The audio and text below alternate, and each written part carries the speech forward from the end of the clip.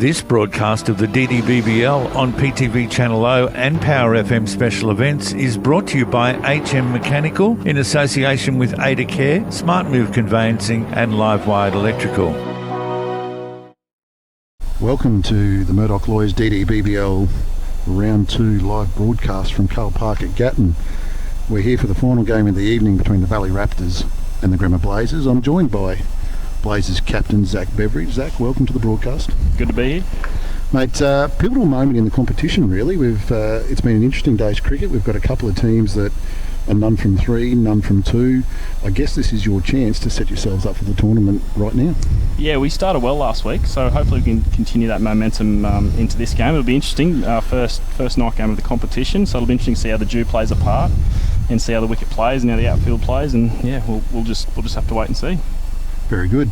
Do you, as a captain, look at matchups, or do you just look at your bowlers bowling their best balls? How do you go about this? Yeah, so we both is the short answer for that one. So matchups are key. Obviously, certain players play spin better, certain players play pace better. And considering you've got 12 spinners in your team, 14, is seam bowling matchups high on your radar? Our plan in the draft was to go pretty spin heavy. Mm-hmm. We've got a couple of quality seamers, which is an added bonus for us. But no, it's probably pretty obvious that we are going to try and work with the spin. Hopefully, it plays reasonably well in these conditions. Who's your players to look out for? I think Rob Fitzgerald. So a bit contradictory what I was saying. He's a seam bowler. Opens a bowling, and I think he'll be hopefully a handful on this wicket, and will hopefully pick up a few early poles for us.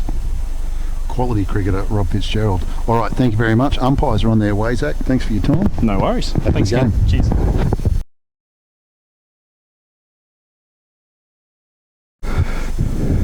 Righto, we're live. We are here at Cahill Park, round 2 of the Murdoch Lawyers DDBBL. Valley Raptors are into bat. I've got the sunglasses on because Barry's camera light is blinding me. But here we go. First ball ready to roll. Umpires Angus Rathy and Vetter, I believe. Valley Raptors won the toss, elected to bat first. Sunnies can come off. Barry's fixed the light for me. He's moved the sun. Tone, great to have you back in the commentary with me again. Welcome. Thanks very much, Remo. Happy to be here. The beautiful sunset over the Great Dividing Range. And where else would you like to be? Dusk turning into dawn in the beautiful hamlet of Gatton. And the imposing figure of Troy Gursky at first slip. Alright, so we've got Rob Fitzgerald opening the bowling. Chris Glass and Brock Zischke, did I pronounce that right? Brock Zischke are batting. Pretty powerful batting unit, this Valley Raptors. They put 180 earlier. Fitzgerald bowling ball 1. Oh, Rob Fitzgerald probably really suit this wicket. It's sort of a skidding track there, wrapping Chris Glass on the pads early. Glassy,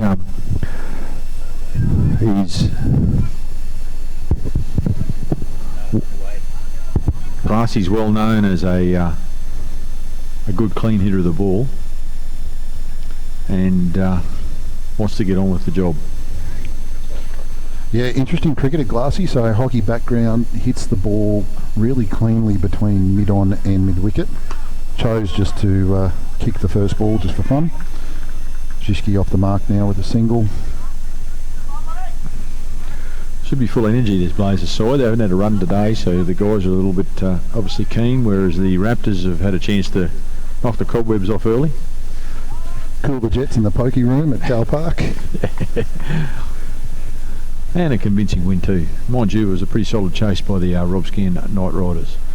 Got within 20, but in the end they'll go none for 3. Alex Welsh doing the fielding here. Hey. The great man from Yorkshire, wearing the yellow cap of the highest wicket taker. Highest wicket taker and run scorer gets a weekend away with Jeff Roberts on the houseboat. Gets to bring 9 of their closest team members and blow raspberries at the other 5 that they chose not to take.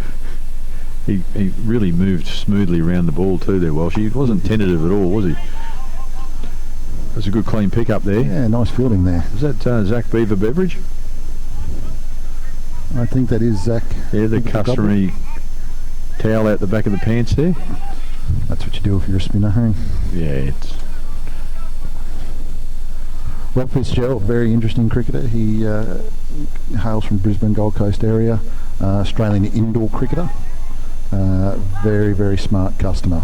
Oh, and that was close. That was close, actually. Chances on. The boys might have been just taking through a bit easy there.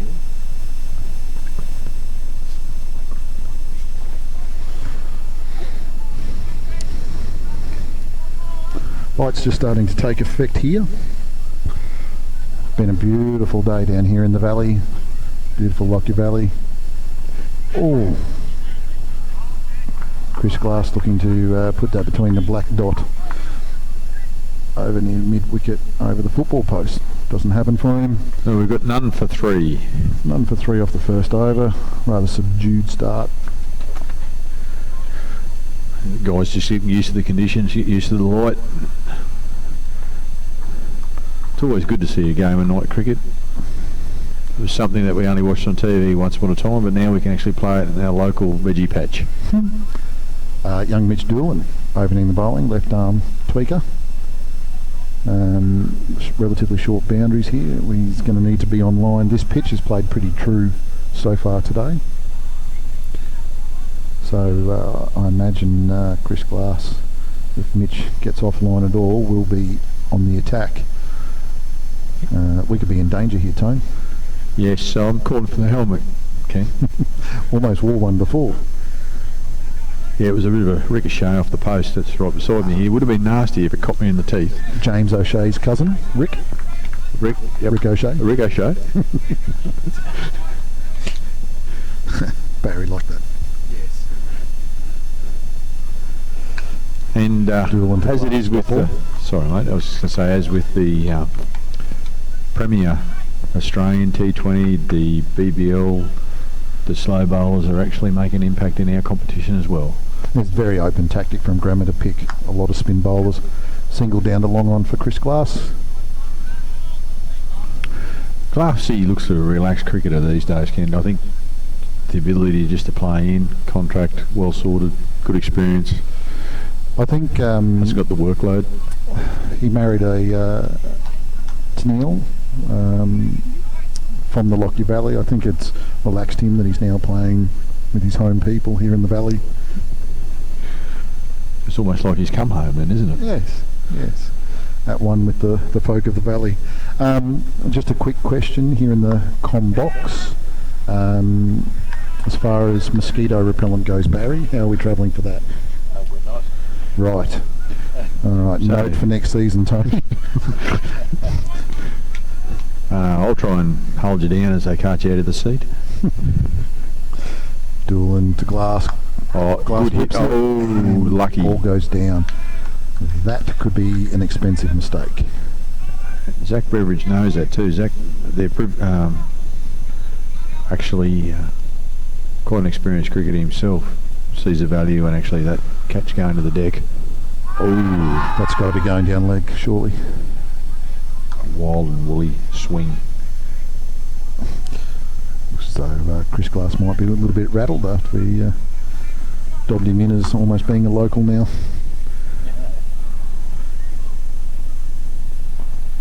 Glass, oh, that's in the air. Man going back, man coming in. He obviously decided tonight to live dangerously.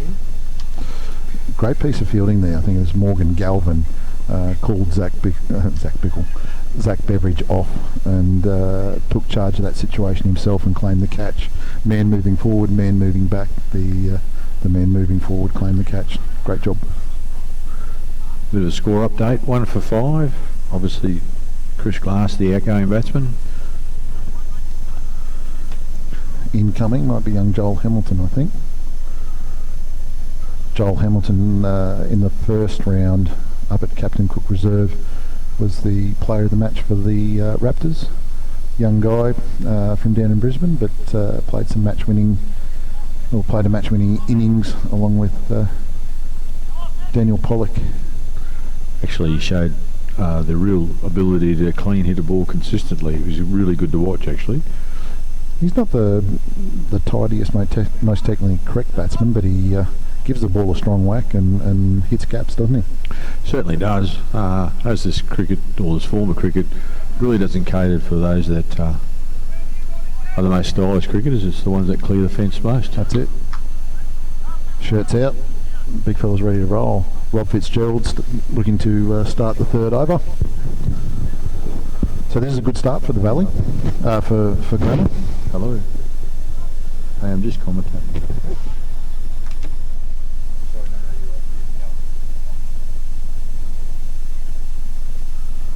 Rob Fitzgerald ready to bowl his first ball.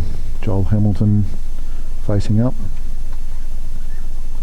Light's really starting to take effect here.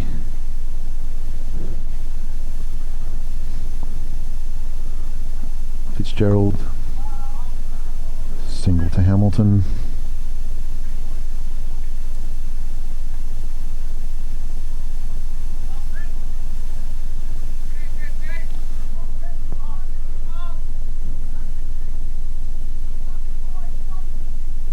It's a lovely evening here, probably late teens at the moment. The breeze has really died off, no clouds to be seen.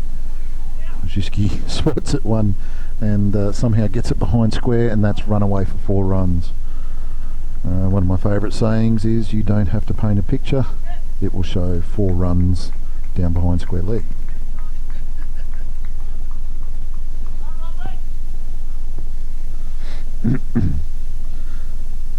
So up to 2.2 overs, 1 for 10. This is probably Grammer's little mini win so far. Rob Fitzgerald about to come into Brokjiski.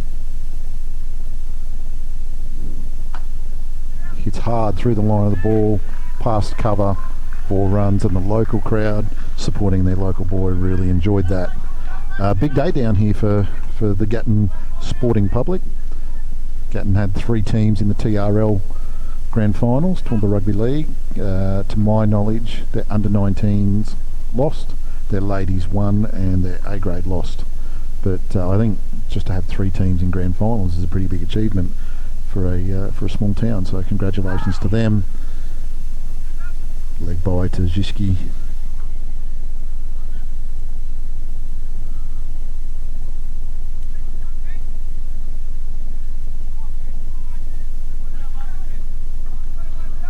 Score is 1 for 15 after 2.4 overs.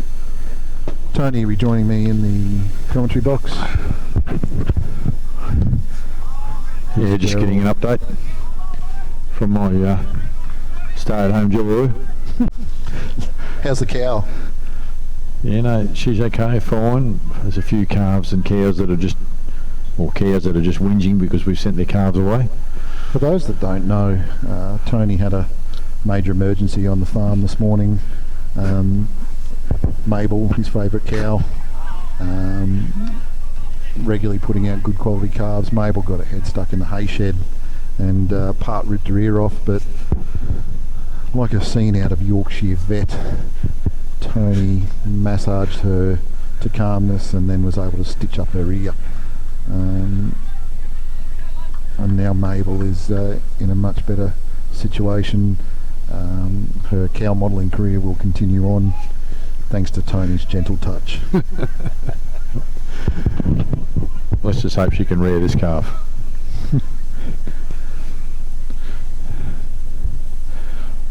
Mitch Doolan coming in for a start of the 4th over. That was a quality shot. Slams that straight. Had plenty of pace on that. He really got all of it. It's a bit of a score update. 1 for 15. Be 1 for 19 now, Tone. Bit slow on the up, isn't it? Don't worry, I've taken control here, my friend. Okay. Might send a letter into My Cricket and tell them to speed it up a bit. Well, considering it's all changing to Play HQ, I think My Cricket probably couldn't care less. 3.2 overs. Just you'll see on the coverage the Hastings Deering cat signs out around the ground. 500 500 cash for the batter that hits those signs on the full. Another great shot by Jiski, straight down the ground, same spot as before, 4 runs. He likes them there. I don't think there's any doubt about that. They hit that smoking across the grass. Pretty uncomplicated little effort on his behalf. Full ball, smack it straight. Don't get too complicated. I think the bowler might have to look at his length. Or look at his field. That too. Pretty hard in the first 6 overs, isn't it? You've only got 2 outfielders. You haven't got a lot of options. I'm sure Captain Beveridge will be thinking heavily. Oh, he was looking at a different part of the field then.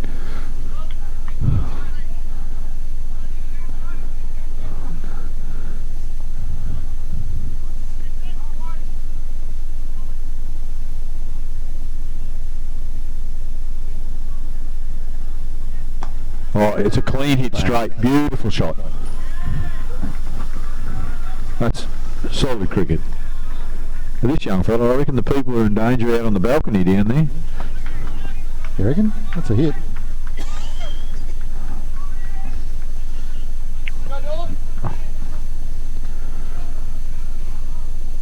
Great striking by Brokziski. Local lad, turning it on for the local folk, and already taking at least 14 off this over. So great effort on his behalf. Really kick-starting their run rate. Again, that's solid. Into the door, that lovely smack into the roller door. Just asserting his authority here, the young fella. Authority. So, by my calculations, I see it as 1 for 33 off 4 overs. My cricket 1 for 15. I'm going to run with my calculations. I think it'd be safe at this stage. The updates seem to be slow. The pigeon should be arriving here any minute with the note. So, upon returning to the ranch tonight, what's for dinner? Will you be getting dinner on the way home? Or? That's a very good question, actually. I'm feeling like Chinese. I had Chinese last night. Garden restaurant in Toowoomba, just around the corner from our place. Peking duck, lemon chicken, and double fried crispy beef. Beautiful. Did you go for any spring rolls?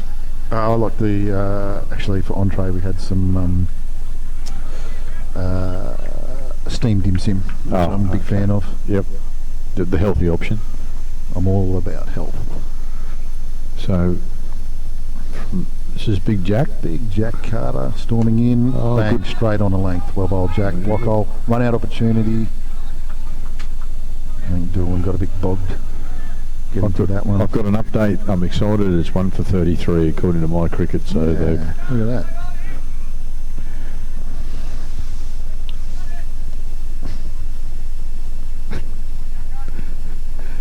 Well, the tie at Restridge is quite good too. Yes, yeah. Bit of a fan, tie. What's your go-to at the tie? Chicken and cashew. Doesn't change. That's a pretty good piece of keeping there from Harrison Zenas. That was a pretty wild ball there by Jack. Zenas at least gets a glove on that to parry it down around the corner and only lose an extra run there. So after a little 3-over mini victory, Graham, we've let this slide a bit. Valley Raptors back into it. 35 runs off 4.1 overs. Bang. Oh. The ball's really skating across the surface. You think the dew might have come in a little bit early? It seems to travel fast at night. Now, Tony, give us an update. Farmers know when it's going to rain. Got more rain coming? Yep, Tuesday, Wednesday. Can't wait, because we haven't had enough. Oh no, it's dry. So it looks as though you've... a direct hit there. Didn't look as though the zing bales went off there. Might have to get someone out there with some batteries. Barry's got a nice supply of AA batteries here that we could... Yeah, as I see, he's bought them en masse. Batteries. Barry is obviously sponsored by Aldi when it comes to his battery purchases. No. He definitely believes to buy in bulk. Bunnings. Oh, that's a... Harrison stands still, just lobs it out into the darkness. he's not to be outdone by Brock. He's actually decided to come to the party. That's a great shot. Geez, Raptors are getting on with it now. As you said, the Grammar Blazers had literally the hands around the neck earlier on, but slipping away now.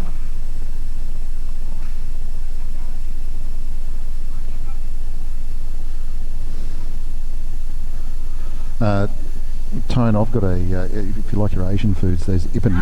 Carter sneaks one through. He likes it too, the big fella. Bit of a fist pump there, bit of high-fiving. Those zing bars work, Tone. Yeah, that all good. Some big slaps from a big man. He is a big solid unit, Jack. One of my favourite stories is I once had to bench him for a vital game at a rep carnival, and I was very scared that he was going to crush my head. Thankfully I got through it. No, you're here today to tell the story.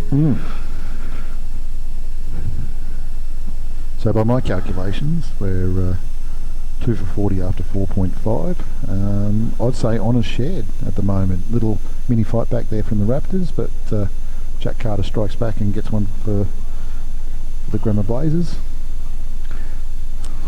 Yeah, so back on the dinner. Ippen Ramen down at Grand Central Food Court. You ever tried that?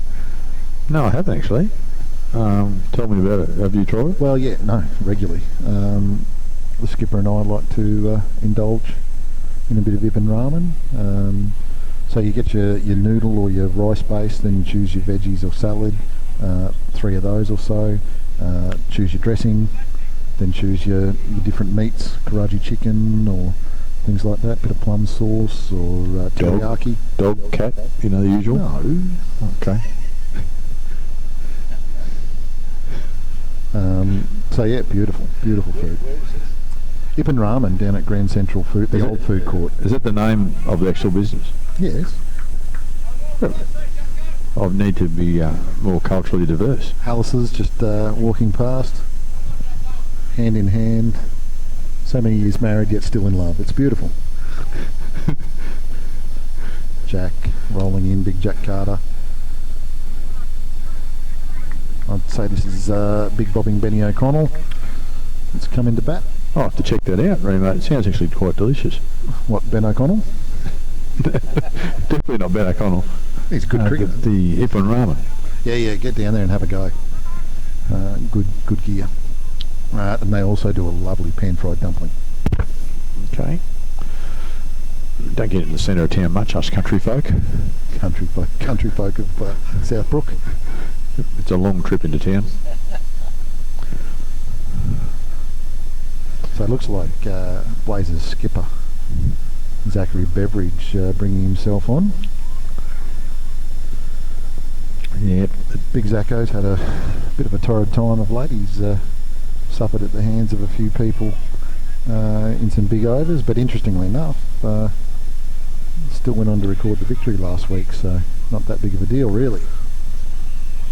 But confidence dented a little bit recently, so it'll be interesting to see how Zach bounces back here. 1 for 40 after 5 overs, definitely 8 and over in favour of the Raptors. I got Zitsky at 29 for about 16 balls. Here we go, here's an opportunity. Zitsky skies one. Oh, unfortunately. Ash Benham puts it down. Brock Zitsky lives another life. He's living dangerously. Well, that's the first chance he's given up. Didn't cost him much when they dropped Chris Glass, but we'll see what Brock makes of this opportunity. Tony, can you confirm if the hamsters on the wheel at My Cricket have got Ben O'Connell in? No. No, a bit steady on that. We've finally got the updates. 2 for 41 and Benny O'Connell. Yes, the update is just refreshed. Welcome to the wicket, Benny O'Connell. Single to Ben.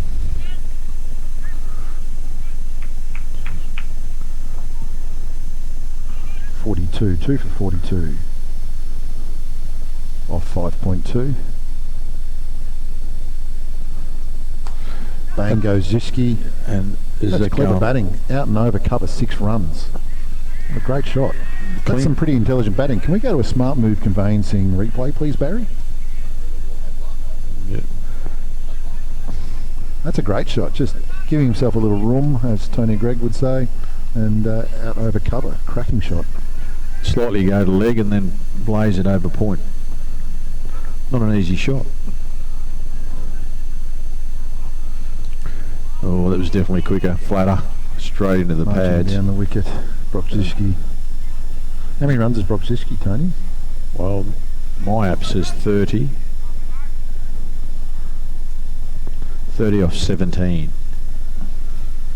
Off he goes again. It's a clean hit. Is that going to carry? That's not a clean hit. Clean edge. Clean edge. Doesn't matter. 4 runs. Got to be brave, and he's not shy, young Brock. 52 off 5.5. This is some good power play cricket from the Raptors. Pretty fearless sort of batting here, placing faith in their lower order if this doesn't come off. He's exciting to watch, isn't he, Brock? So much so that I've given him Brock as my new favourite bat status. That's over from Zach Bev. So power play completed, 2 for 52 off 6 overs. I'm going to award the power play.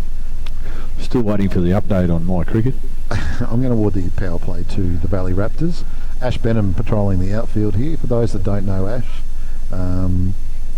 cricket's his second gig. He's a very nice musician, great to listen to. His band Mercury Sun actually put out some quality albums. He's asked me to say some nice things about him because he thinks I'm far too harsh on him. So umpire Mark Vetter signalling the end of the power play with salute to the rising sun motion.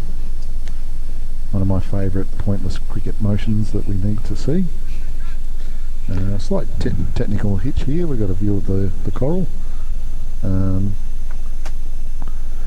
Is that a camera down, Barry?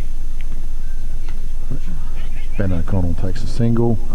Despite the best efforts of Mitch Doolan, Brokziski powers through. He looks a bit tight in the hamstrings. Just doing a bit of adjustment there. I think he's just faked the stiffness. I think it was just playing to the crowd. Yeah, clever. Man of the people, Brokziski. All right, what's Brock? He's exciting to watch, isn't he? Because you just don't know what's going to happen. Yeah. I'm tipping Brock to try and plant one 3/4 the way up the light tower straight down the ground, and for us to potentially be catching it directly behind him. Here we go. Look out for the TV. Ash. Well fielded. Are you right?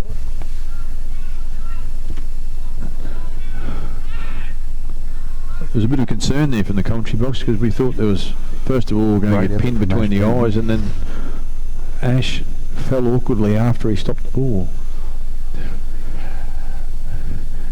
I think the Glamour Blazers uniform actually, the further they get out in the outfield, the more they disappear into the night.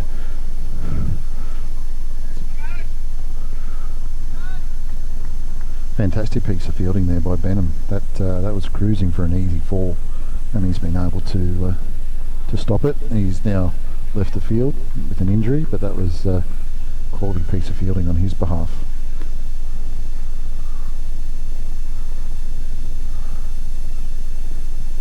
I think that minivan needs to move. Just coming across the batter's eye line as Jack comes into bowl. Ben O'Connell. Great shot, Ben. Not a problem for Ben. Through the infield. Bounce. That's a great piece of outfielding there to get up, get rid of the ball and get it in as soon as possible. And it's good of that band actually strategically parked there, right behind the bowler's arm. We have some movement. My main man Brock here on strike. As I said last time, he'd be looking to put one 3/4 the way up a light tower and hit it straight at us. I wasn't far off. And delicately puts around the corner. Shows a bit of finesse there as well. Yeah, good common sense cricket there. Single there to the left of the evergreen Troy Gursky, just making his way into the outfield.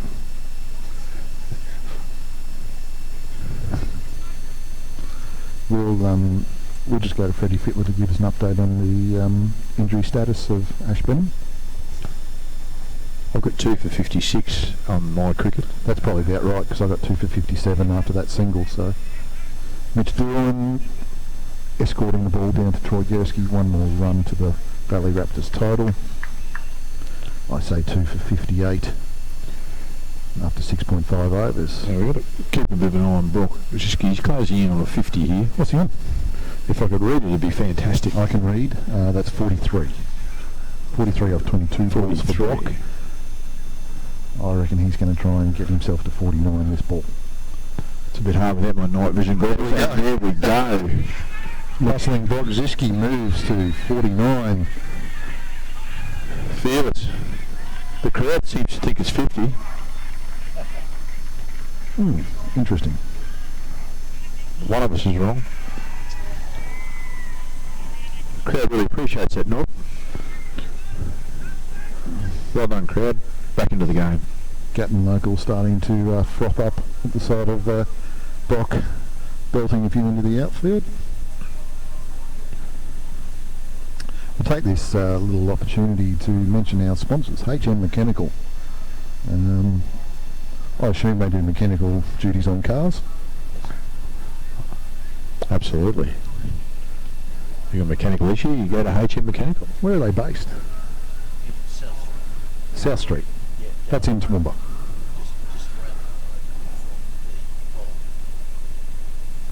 Around the corner from the bowl. From the 10-pin bowling arena on South Street. Out in Glenvale, Barry. Yes. HM Mechanical out near Sunset Super Bowl in Glenvale.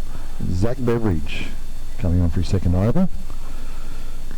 O'Connell. That looked optimistic from Zach. I don't think that was anywhere near LBW. No. But the appeal was full of energy, so... He's trying to tell umpire Rathy that was clearly spinning back to hit the stumps. 3 feet. Doesn't matter that it was outside the line, that's irrelevant. Ben O'Connell. Ben O'Connell had a very fruitful outing in the first game. Beveridge bowls the leg spinner. That's going to be close. That was a lot closer and more convincing, Zach. Clever piece of bowling by Zach Beveridge. That's a big wicket. Ben O'Connell has been playing very well. So by my calculations, I have 3 for 66 after 7.2 overs. So basically a third of the way through the innings here. If they keep going at that kind of rate, 180s on the cards. It's just a matter of keeping enough wickets in hand to launch an assault towards the end. Valley Raptors captain, dangerous Daniel Pollock, makes his way to the crease. There's a lot of pressure on Pollock. I think he's actually seen as a swashbuckling saviour of Raptors. Being a man of the people in Gatton, there'd be certain expectations. This is pretty much the future mayor, I understand. This is pretty much the dream scenario for the Valley folk, having Brock and Daniel batting together. Daniel doing his warm-up this morning, throwing hay bales around the shed. Actually, I wanted him to bring a bit of mulch in for me. Tell me, a man of more farming experience than I, people that make hay and chaff, is that chaff?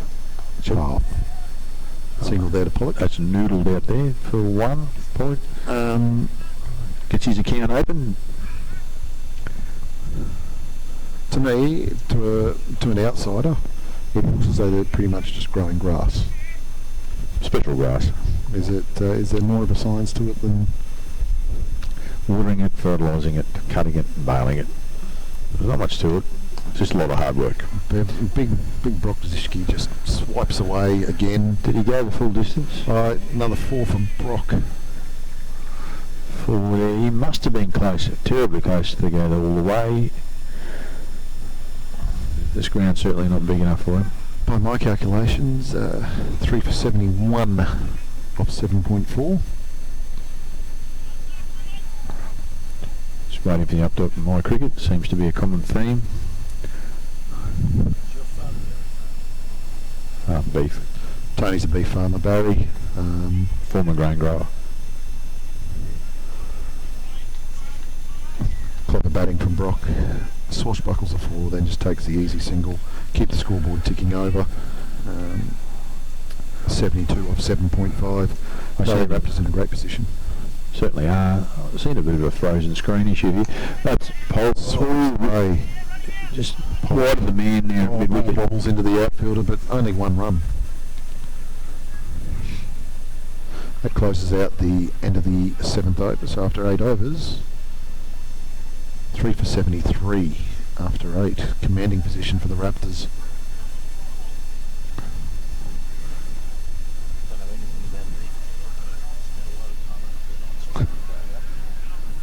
On the Burnoffs farm with Barry Burnoff. Yeah, Barry Burnoff was my sister's first boyfriend. Aha. I went to school with the Burnoff children. If you can't hear Barry in the background, Barry is sitting here telling us that he spent a lot of time on the Burnoffs farm early on as a dairy farm, and I just regaled him of tales of my youth going to school with the Burnoff children, the children of Barry. Exciting stuff, I'm sure. Leading wicket taker, Chris Welsh, the perky man from Yorkshire, about to run in and create carnage. So just my cricket update, a 3 for 74. 3 for 74. So we've got Brock Shiski. It appears to be, due to my failing eyesight, about 55. 55 off 26 balls, going a strike rate of 211.54. That's quite impressive from bustling Brock. And Dan Pollock, just a recent addition to the crease, 2 for off 2 deliveries. Pollock on strike. Alex Welsh. Oh, nice piece of fielding there.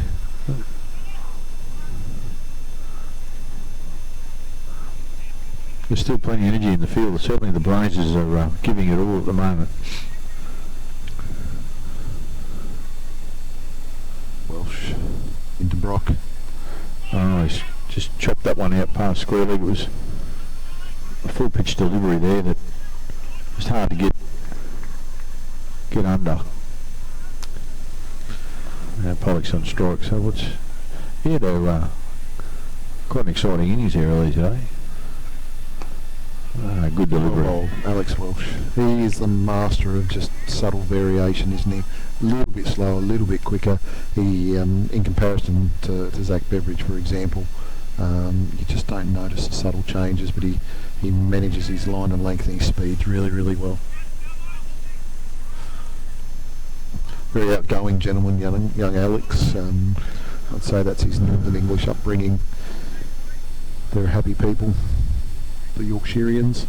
Quite popular around the cricket vicinity. Fraternity. Fraternity is what actually the word I was looking for. Welsh. Oh, Brock just turns around the corner for an easy single.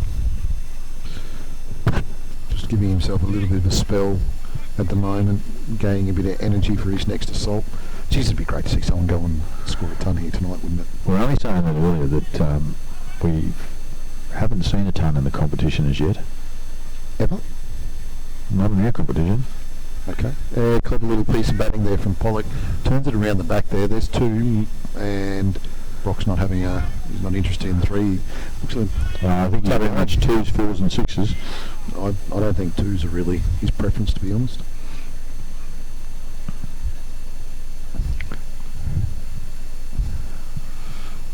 And that's over. By my calculations, 83 for 80 off 9 overs. So we've spoken about HM Mechanical out there in Glenvale near Sunset Super Bowl, but some of the other sponsors of the PTV Channel O production here this evening and Power FM, Adacare. So Adacare have a team in the Murdoch Lawyers DDBBL, but they are providers of aged care equipment. Dan Borrow and his team in Toowoomba and Ipswich do a fantastic job. They go out miles west to provide people with what they need out there. So good company. Done a lot for cricket through their involvement, and we've got a change in bowl. This will be Cole Tonkin, I believe. Dead ball. Angus Rathy, the umpire, not happy with what's going on in the field here. He wants a bit of stability in the field. Kyle turns round and ready to come back in.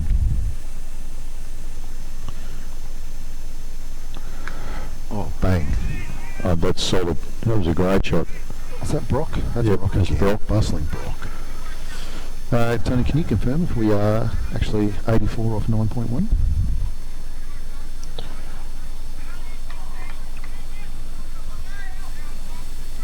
Three for 84. 3 for 84 off 9.1. I'm on. 9.1.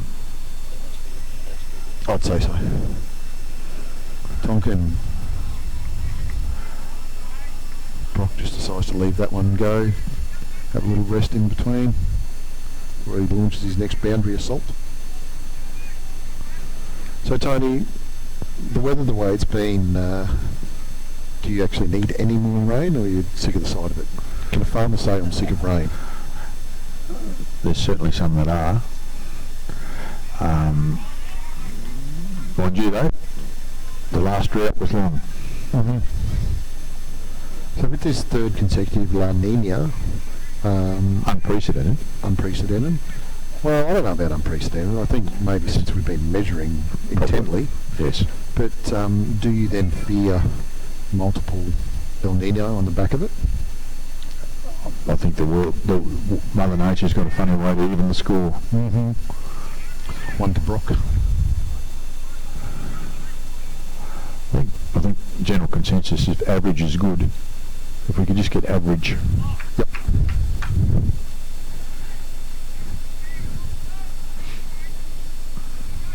Dan Pollock on strike to Cole Tonkin.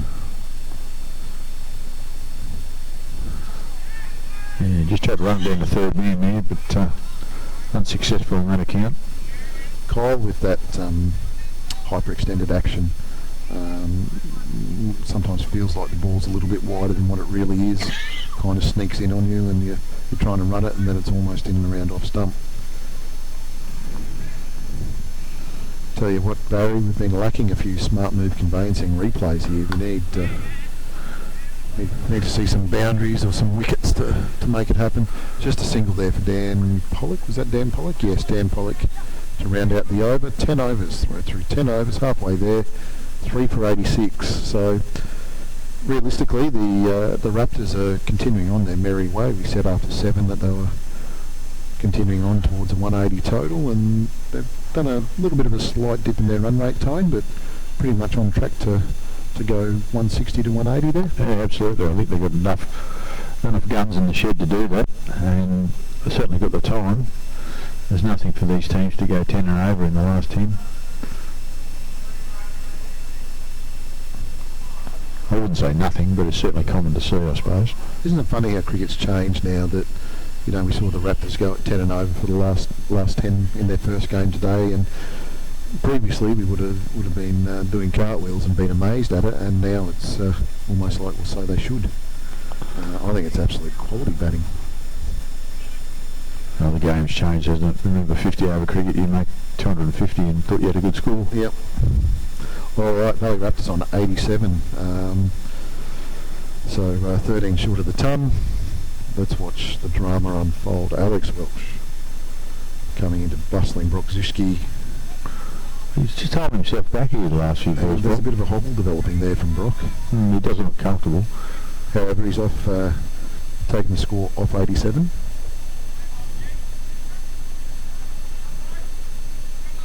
Troy Gursky 3 for 88. Yeah. Special guest, the evergreen Troy Gursky is going to jump. Oh, Brock.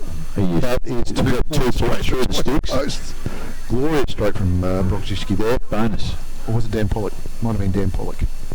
Smart move conveyancing replay. Bang. That's quality. All right, folks, you're going to step out, Tony. All right, no worries. I'm going to stay then. Troy Gursky joining us in the com box. You may know Troy from such programs as the Semi-Pros, where he joins, where Troy joins James O'Shea, Steve Glover, and Joel Stour.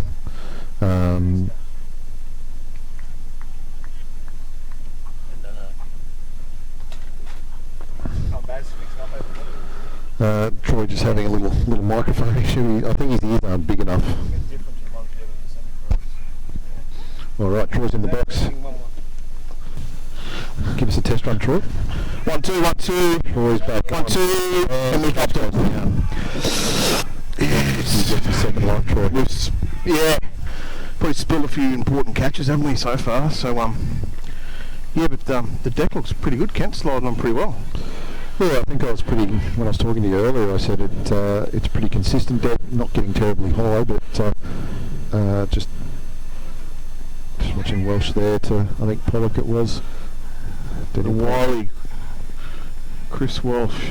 Yeah, but no, yeah, the Valley boys have got off to a good start. We've probably given Ziski a few chances that we didn't want to, but got away with that one with Chris Glass. Tidied that one up. Yeah, but yeah, box cost, hasn't it? Yeah, he's hit the ball quite well actually. It's been a little bit hit and miss, but when he's hit it, not shy. It's gone.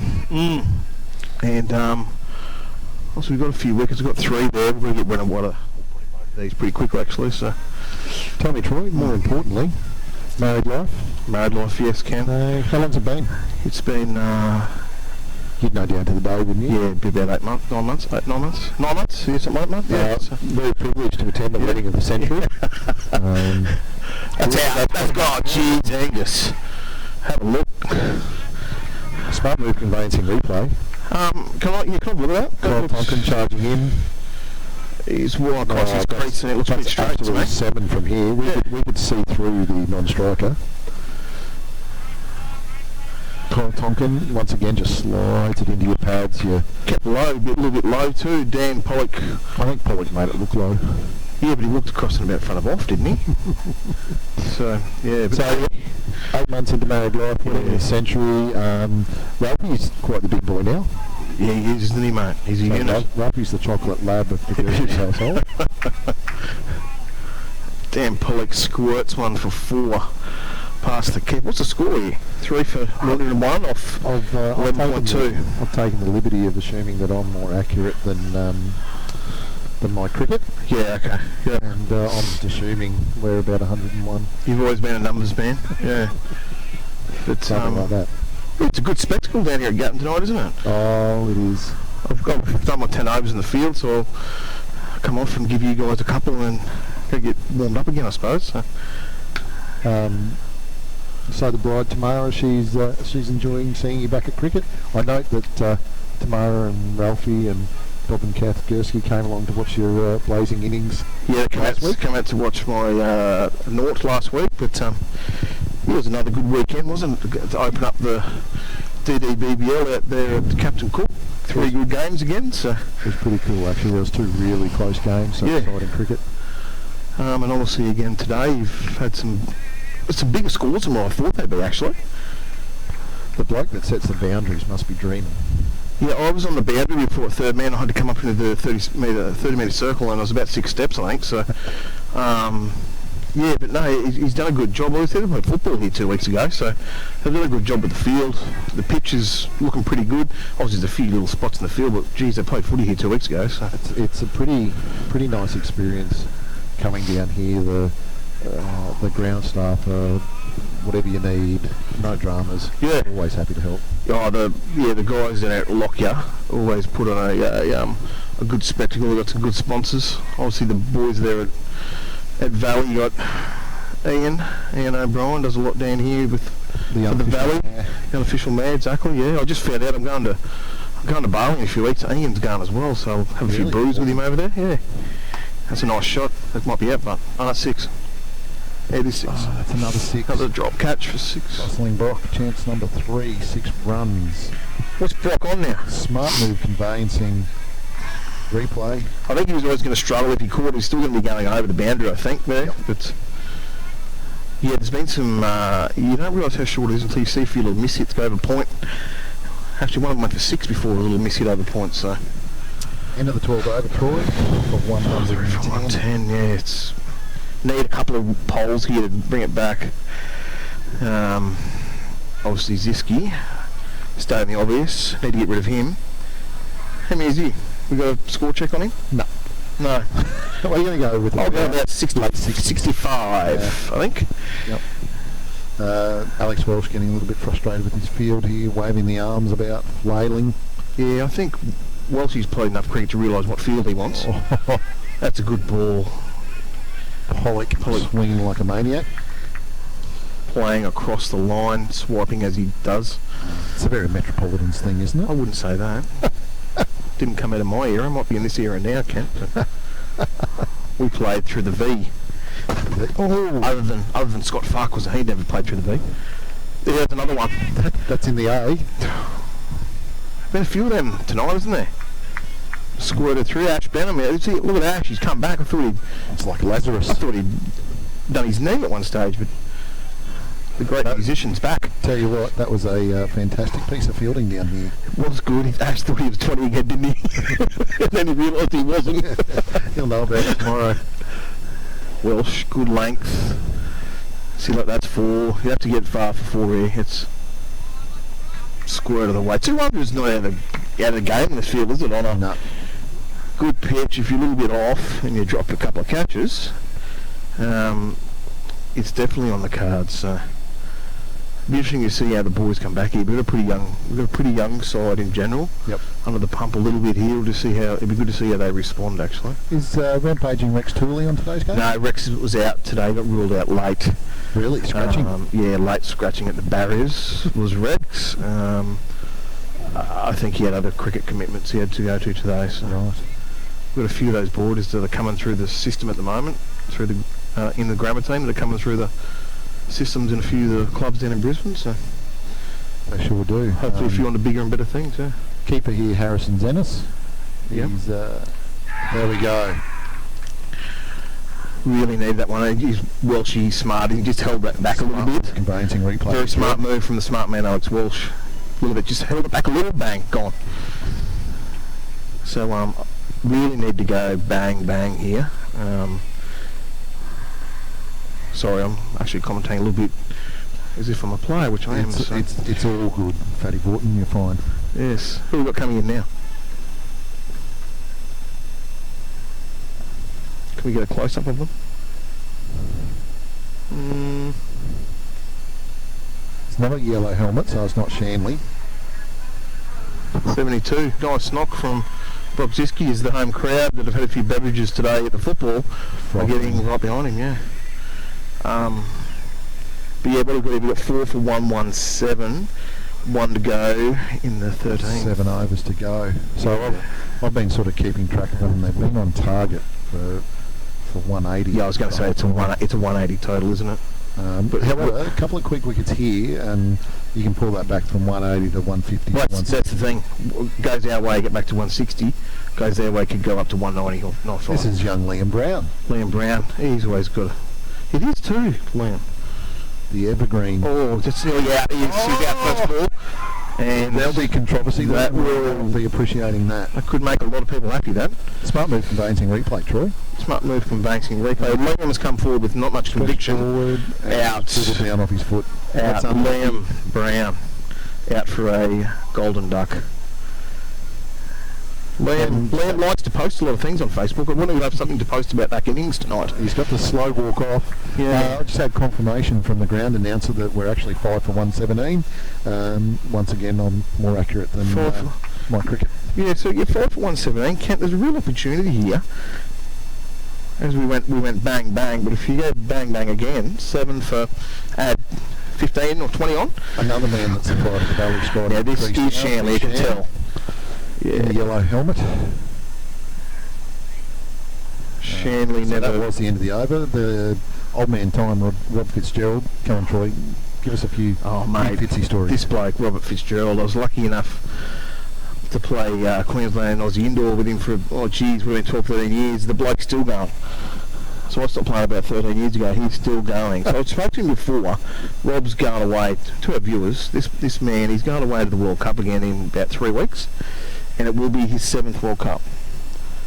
Unbelievable achievement. Like, to play in 7 World Cups is, no one will ever do it again. Throw on top of it though, when I was a young kipper, 17, 18, playing indoor cricket in Rockhampton, he was even younger than me, but he didn't play indoor cricket at all. Yeah, he was outdoor. He only took up cricket after. Cricket after. But you got to take your hat off to the man. Like, he's going to a World Cup in, a couple of weeks? Yep. But he played the DDBL last year, and he's committed himself He is one of our to play again. supporters. Yeah, and here he is, like, playing in our competition, and he's going to be going away to play, to represent Australia again in a few weeks' time. I think it's great that he's giving his time up to be a great man. Unbelievable bloke he is. Yep. Always a pleasure to deal with. Yeah, and smart. He's wily, isn't he? With the ball, Rob he's perfect for this situation. He'll come back. He knows his field. He'll change his pace. All right, Troy, you know Rob better than most of us. What's he bowling here? I'm going off cutter. Yeah, I'm going to go. He's going to try and swing one in full. He's going to try and try and take his pegs I'm first. going Ball. off cutter top stumps. Yeah. I don't think it was an off cutter. No. But yeah, just give him one of the ones. He's the perfect bloke to come back here and just try and tie things up a little bit. So yeah, you can already see there's just a little bit more pressure on the batters now, isn't there? Yeah, when you get rid of that set batsman, and now and it goes back on Dan Pollock. Now he could play a little bit freer before. Now he's probably, whether he tries to rein him in a little bit. He can't really afford to get out now, can No, he? especially after Big Bad Liam Brown come and gone. Off cutter. Down the ground for 1. 5 for 120 after 13.3. So yeah, it's important couple of overs here. If you can take that from 5 to 6 and 7. If you were Shanley here, Shanley Neuendorf, Yes. how would you go about this? Do you nerdle and have a look at a few, or do you start swinging? I think Shanley could be close to being out. Have to check with Angus. He's left his fingers at home tonight, I think. I think it's a case of when you bowl from the light tower end, people aren't shy on having a crack there, raising Actually, the finger. At this end, the umpires have been very... Shanley's a little bit older now too. Like 10 years ago, you would ask him the question, and Shanley come out and try and Smack it. fire everything. But I've actually seen last few years he'll probably take a couple of balls, get into his innings, and then go from there. So another good ball from Rob Fitz there. Geez, Pollock has really dialed it back here, hasn't he? Yeah, you can see he's just gone back a level or two. Smart move conveyancing replay, Troy. Yeah, there we go. Evergreen Gerald, Rob left, right, Fitzgerald left, right. coming in, bang, bang, bang, good ball, up there for 1. He would have nearly thrown stumps down normally indoor cricket there. See Pollock's walking through his shot there. Yeah, he does walk at the bowlers, Dan. But wouldn't he be better securing his base? That he'd hit the ball harder? Oh, I think he might, but I think this is just an over where they just want to consolidate a bit. Yep. Like Dan's probably one of your better back foot players getting around, real strong on the cut and the pull.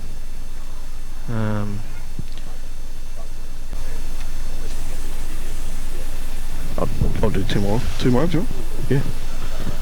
We're lucky we've got Troy for another 2 overs, sharing his insights with us. Who we got? Welshie's bowling So we got again, Welsh Troy. here again. It's been really good to play some cricket with Welsh here too. I played against him for 20 years, I think. I've never played with him, so he's a good bloke, Welsh. Good to play some cricket with him. Tell me, Troy, how much do you miss, before we go into that, just Shanley's yellow helmet, nothing to do with the leading run scorer hat. Okay, so don't be waylaid that I thought, Shanley's the leading run scorer. sorry, I thought Shanley was the leading run scorer. That was what the comment was for. But more importantly, how much do you miss playing with me, Troy? Gee, that's a long time ago, Ken. It's a real long time. It's back in the junior days. I enjoyed playing against you as well. That was enjoyable. We had some fun. Had some good battles in the field. But yeah, actually, I hadn't played for would have been a couple of years, I suppose, since I picked up bat till last week. What convinced you to nominate? You, I think. Paul actually was the other one. He said if he can put his name down, he thinks I should. So I did make a comment to Troy that someone from the semi-pros had to nominate, and seeing as Steve Glover won't nominate again around the wicket. Yeah, that's very ambitious. Troy tried to push James O'Shea to nominate, Rick's cousin James, but James failed to nominate, so Troy took the mantle. And yeah, it probably wasn't really going to be anyone else. Would have been interesting seeing James or Joel stay already, wouldn't it? That'd been good. I reckon Joel would have talked his way into it. Oh, he talked his way into it for sure. But no, Ken, I'm really glad I did put my name down to play. It's good to get back out there again and have a run around with The young He punch slapped that. swipes, Four. coming round. That's a beautiful catch down there, deep long on. Who is that? Who is that man? So if we were playing the new updated rules of cricket, regardless of whether the batter's crossed, the new batter would be coming in to be on strike. But as there's been a change in the rules, the management committee of the DDBBL decided not to implement them for this year's competition. Oh. You're going above the rules. We do believe we are above cricket. Who was that decision, yours or Tony Anderson's? Oh, it's a combined. Okay. All three of us, Tony, Clayton and I, do above the game and decide. You got any others that you'd like to tweak a bit, or? Well, did you see last week on Captain Cook 7 there was 2 boundary lines on the eastern edge? We thought about implementing a 8-run zone. That's a good one. Hit one for 6 and get it in the bonus zone. That's nice. Okay, well, we've got 6 for 1, 2, 3, 14 and a half. Tony might just check that for us. Could be completely different. Could be. But this is a good fight back from your Grammar Blazers. And it's the man again, Alex Welsh. He did it last week too. Just wheeling them through. Yeah. But did we find out who caught that? Who took that catch down there? No, but we'll get pretty fit with a man on the sidelines to check for us. It was a very good grab. Welsh comes in again. It's a good area. Come up in the if the My Cricket hamsters are on the game, Tony might be able to tell us who caught Shanley Neindorf. I don't know, we might have upset Tony. He seems to be running away from us now. I can read if you can put the screen in front of me, Tony. So we're on, 6 for 1, 2, 5 off Neindorf. Caught by Morgan Gallagher. Oh, it was Morgan. He's a good athlete, Morgan. Good in the field, isn't he? Haven't seen him with the ball yet tonight. He did bowl last week. He was bowling the closing overs. Bowled well at the death, Kent. He did. We have the skipper coming back now, Zach Beveridge.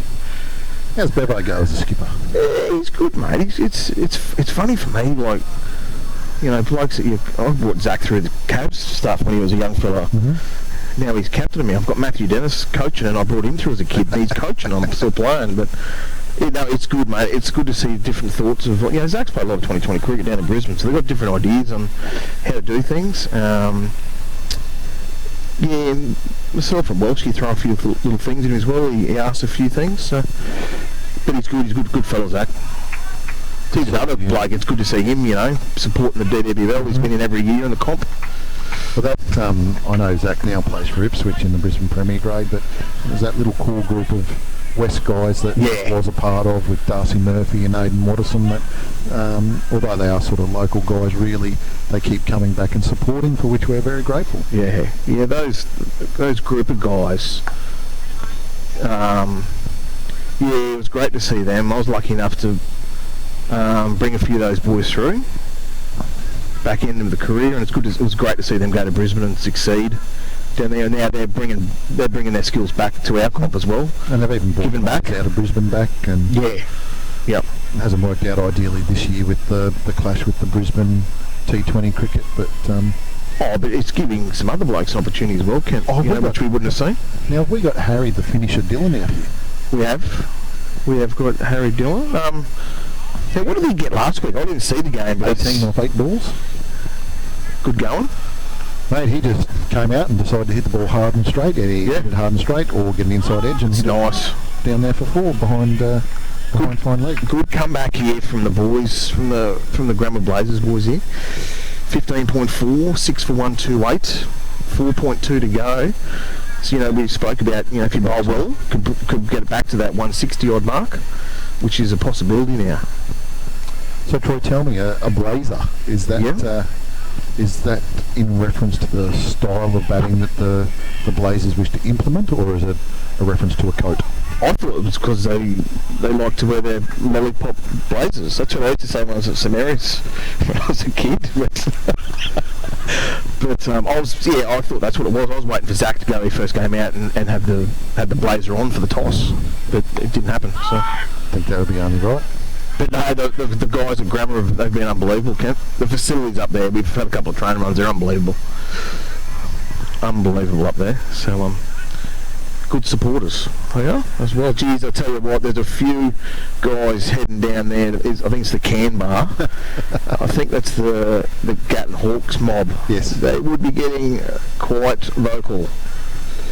I'm glad I'm over here and not there. I'm pretty sure they're loving their cricket tonight. Yeah, They would be loving anything that's on out here. we actually interviewed Hayden Lipp, the captain of Gatton, on the semi-pros the other day, and he said they're excited to have a few cans and watch the cricket. He said there wouldn't be too much chat coming out of them, but I don't know if that was true. Is this Mitch Doolan coming back on, I'd say? Yes, Mitch Doolan back into the attack. He got taken for a little bit early. Brock started Mitch? whacking him straight down the ground. Yeah, good learning curve for Mitchy. See how he comes back here in this second spell. He batted well for you guys last week, didn't he? Yeah, I was very impressed, Kat. Very impressed with young Dools. You kind of forget, like, when he's around here playing, he was probably around 16 years old. Now he's a little bit older, a bit wiser, developed his game a bit. I think someone said he got a couple of A-grade, first-grade tons in Brisbane. I know, he got at least one last year. Yeah. Doolan, That could be out. It's dropped. That's not what we want to see, Cap. It's dark down there, isn't it? That corner? It is indeed. Who is that? That's just a single. It's probably Fitz, is it? I think it is, Robbie. Haven't seen that happen very often. We'll just see if we can get the My Cricket hamsters to check in with us. So, just talking about our sponsors, we've spoken about HM Mechanical and Ada Care, Smart Move Conveyancing, part of the Murdoch Lawyers Group. Umpire Mark better not. It is the smart move, isn't it? Oh, anything involving Justin Shine is a smart move. The great man. It is Justin going. So you know that? Saw him at the captain's draft. Yeah, okay. Still tall, still beautiful. Geez, he could hit a ball. Yeah, I saw him pulverise one of our umpires, actually, Paul Barton. Bardo got struck today. Oh, did he? Yes. I saw him get struck into Truro Park many a time from Jello. It's another those French cuts. Another one. Yeah, so we're ready. We're 6 for 130. 16.4. Brakes have been applied, haven't they? Yeah. Brakes have been applied by the spin. Ground it back down to a 160 target now, haven't they? You're obviously still going to have to bat quite well. 160 is a good total. I put some good totals on the Raptors in the 3 games they've played. This is kind of a reverse of their first 2 games, though. Normally they go out and they're actually quite conservative early and really build for that 10 and over finish, whereas I think the Blazers have done a good job in pinning them back and slowing them down in this back end. Right, boys, well, I might head off. It's been good. Absolute pleasure to have you on the coverage, Troy. Please don't be a stranger in the future. No, I'll pop my head in, mate, and say good day. And Great to see you back again. have a chat. All the best with the run chase. Yeah, thanks, mate. See you later. Cheers, mate.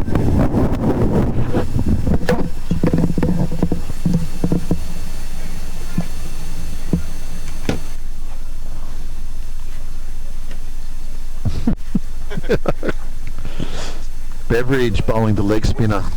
Thanks, mate. Harry Dillon just swipes one into the leg side outfield for a single. Hopefully we can get a bit of a score update and check if the hamsters are still running for my cricket. 17.1, 132 in my opinion. Pollock swats that away into the outfield. Well fielded there. Is that Ash? I don't know who that is. No, 135. 135. 6 for 135. Is that after that ball, 17.2, Tony? What a joy it was to have my old friend Troy Gursky back on the microphone with me. Played many a representative game of cricket and many a game against him in club cricket. A great competitor. Loves the battle. Loves to get in the battle. He does indeed. No, it's actually good, but good to get the boys involved in the extended cricket family together in one competition. it is nice tone.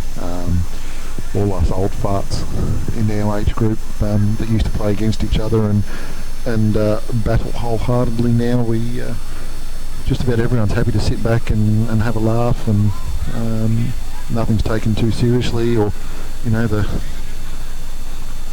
the past is over. We had some great battles, but now we're all pretty good mates. How special was it though to be able to go and play the game and now actually sit back and probably help administer it at some small degree at a local level? High ball, fielders underneath. That's a good catch. Yeah, it was actually. There was a second there where I thought he might have misjudged that, but the bit was going over his head, but it was a great grab, and continues the constriction that the Grumman Blazers have got on the side at the moment. The Raptors have not choked, but they've slowed down considerably to where they were. After overs 13, they've ground to a halt, really. This is it's been a great fight back from the Blazers. Mitch Doolan catching one very close to the sideline. He loves catching balls very close to the sideline in Gatton.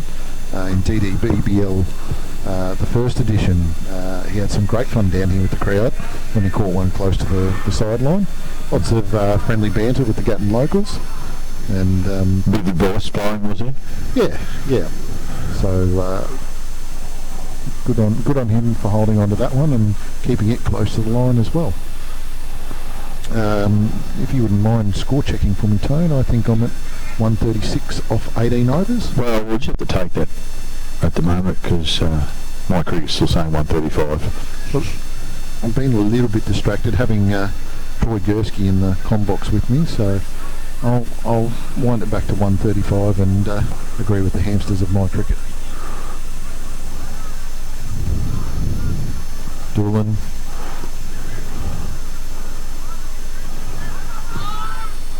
Just a single there.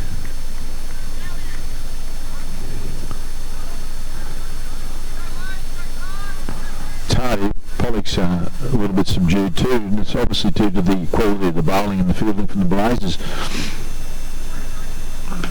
Going big. Going all the way. There's one for the cabbage patch. Yes. Smart move, conveyancing replay, Tone. Yeah, clean hit. It keeps low down there and it keeps his way through the ball. It's a quarry shot. And just resting on the side of the bat, having a chat with his partner there, saying, "Don't worry, Chief, I've got this under control." Yeah, sitting back, admiring the work he just carried out. It's a good feeling, that. I wouldn't know too much about it. Doolan, how's he going to bounce back? Flutter? Yes. Yes, and as commonly seen, played miss, different delivery. It's important to realise that once you've actually tonked someone over the defence, the next delivery is always served up with a degree of effort. Just a single into the outfield. So I've got 146. Hamsters have gone crazy. Very erratic. They might have been able to step in their little Ferris wheel. Just pushed around the corner there for another single. The run's ticking over. We were 146 before that ball, but who knows what the hamsters do here. Yes, we're looking really for some clear indication. I'd continue on there, Kent, because we've got some delays still plaguing the app.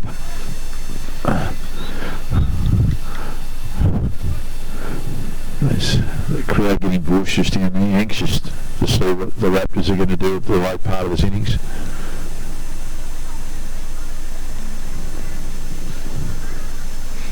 So 19 overs. I'm saying 148, 7 for 148 after 19. Final over, Rob Fitzgerald to close it out for the Grammar Blazers. This is a quality option for the finish out. Rob is a quality bowler. Line length, goes about his business. Good control.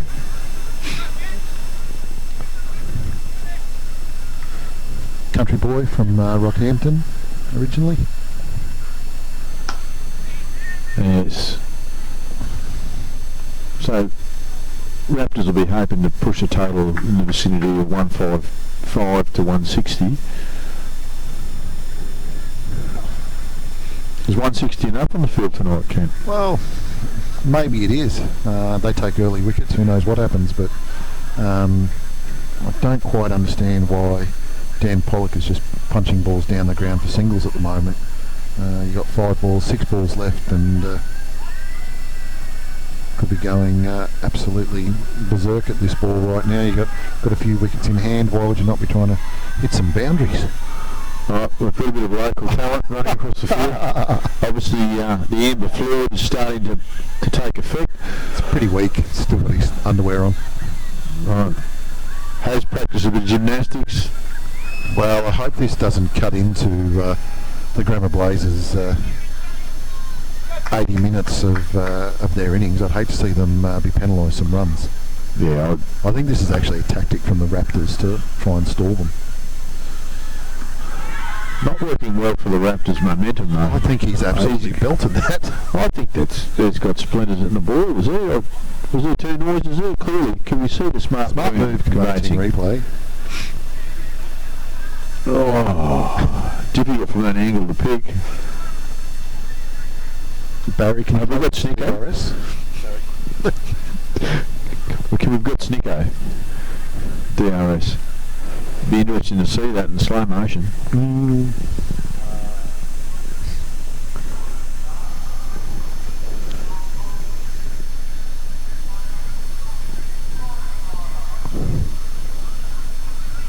Rob Fitzgerald just talking umpire Rathy through how the wicket occurred.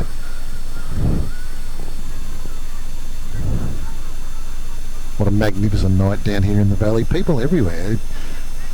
You take out the Gatton Hawks and still very well attended, but you add them into it and the crowd's doubled. Going off like a rock in a sock, isn't it? Fantastic scenes down here. Only 4 balls remaining in the Raptors innings. Time seems to be standing still now.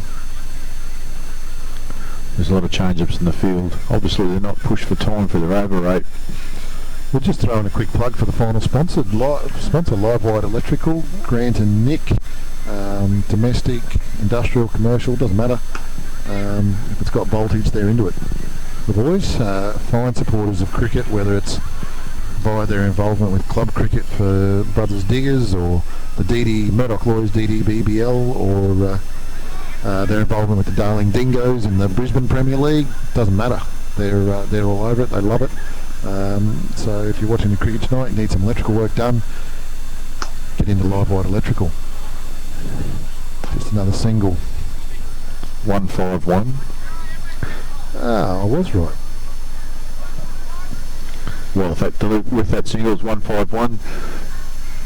8 for 151, 19.4. They were looking at 180, they were looking at 160. Now, well, they could well get to 160 if they latch onto a couple.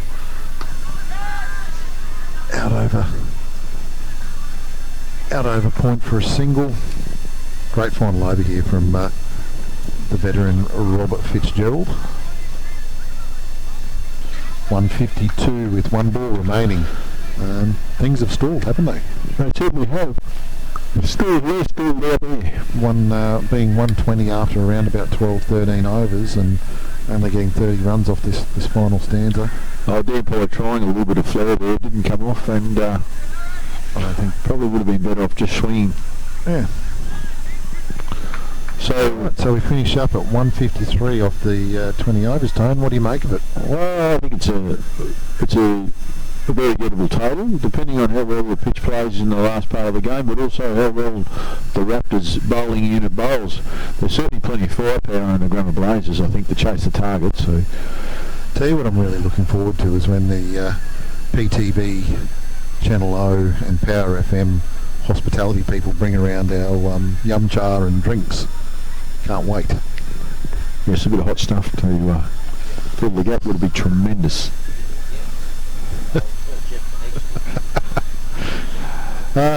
So yeah, 153 after 20. Not a bad total, but after the start, one would have thought they could have got a few more there. So this is going to be a fantastic run chase. It'll be interesting to see if the Blazers can get themselves off to the flyer that they'll need to bring this home. Yeah, no, absolutely. I think it's going to be good and entertaining cricket, and certainly entertaining on the outfield as well. Isn't it? Starting to light up there down at the Canberra. Yeah, no, they're starting to find for them. I thought the Barmy Army had moved in.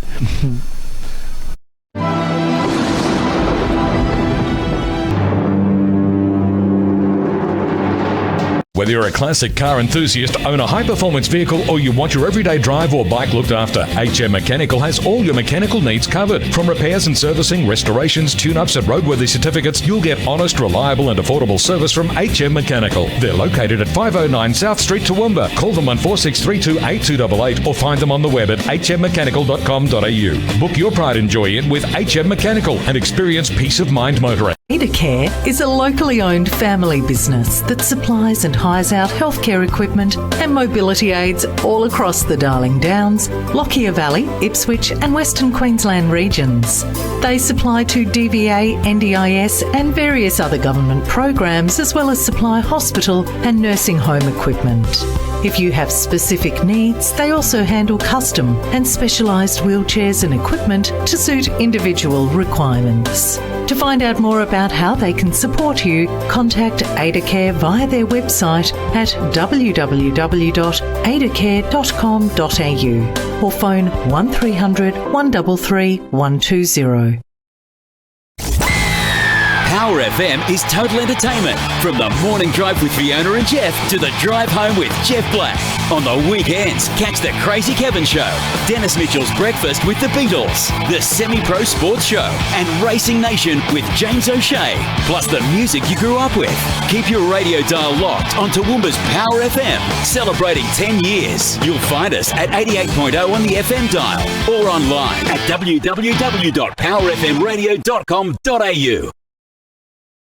Looking for exposure for your next event or function? Take your next community event, training seminar, sports event, official opening, function, concert or exhibition live to the world with PTV Channel O and Power FM's unique live simulcast. We can turn your next local event into a worldwide sensation for a fraction of what you would expect to pay. No matter what the event, PTV Channel O and Power FM can take your message to our audience. Invite the world to your party by phoning 0431 390 920 or email feedback@ptvchannelo.com. Live-Wired Electrical was established in 2006 by Toowoomba born and raised owners Nick Payne and Grant Speece. Over the past 15 years, Live-Wired Electrical has grown to be one of the largest and most esteemed electrical companies, servicing Toowoomba and the surrounding areas.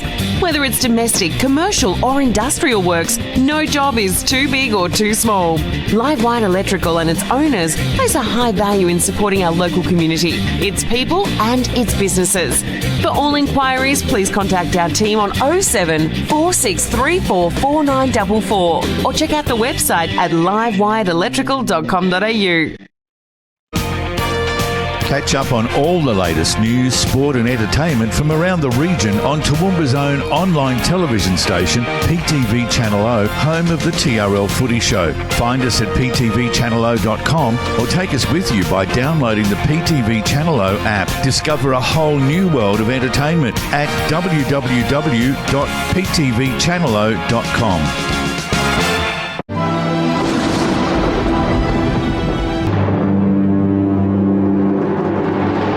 Whether you're a classic car enthusiast, own a high-performance vehicle, or you want your everyday drive or bike looked after, HM Mechanical has all your mechanical needs covered. From repairs and servicing, restorations, tune-ups and roadworthy certificates, you'll get honest, reliable and affordable service from HM Mechanical. They're located at 509 South Street, Toowoomba. Call them on 4632 8288 or find them on the web at hmmechanical.com.au. Book your pride and joy in with HM Mechanical and experience peace of mind motoring. Adacare is a locally owned family business that supplies and hires out healthcare equipment and mobility aids all across the Darling Downs, Lockyer Valley, Ipswich and Western Queensland regions.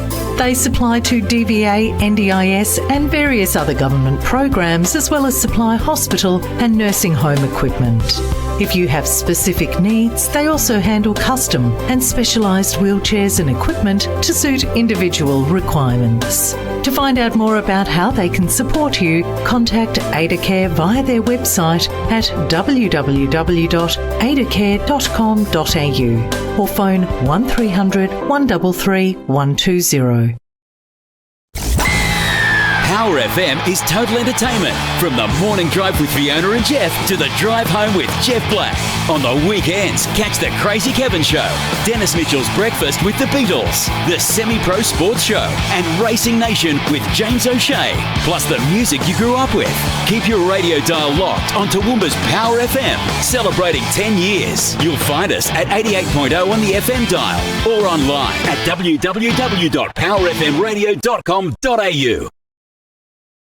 Looking for exposure for your next event or function? Take your next community event, training seminar, sports event, official opening, function, concert or exhibition live to the world with PTV Channel O and Power FM's unique live simulcast. We can turn your next local event into a worldwide sensation for a fraction of what you would expect to pay. No matter what the event, PTV Channel O and Power FM can take your message to our audience.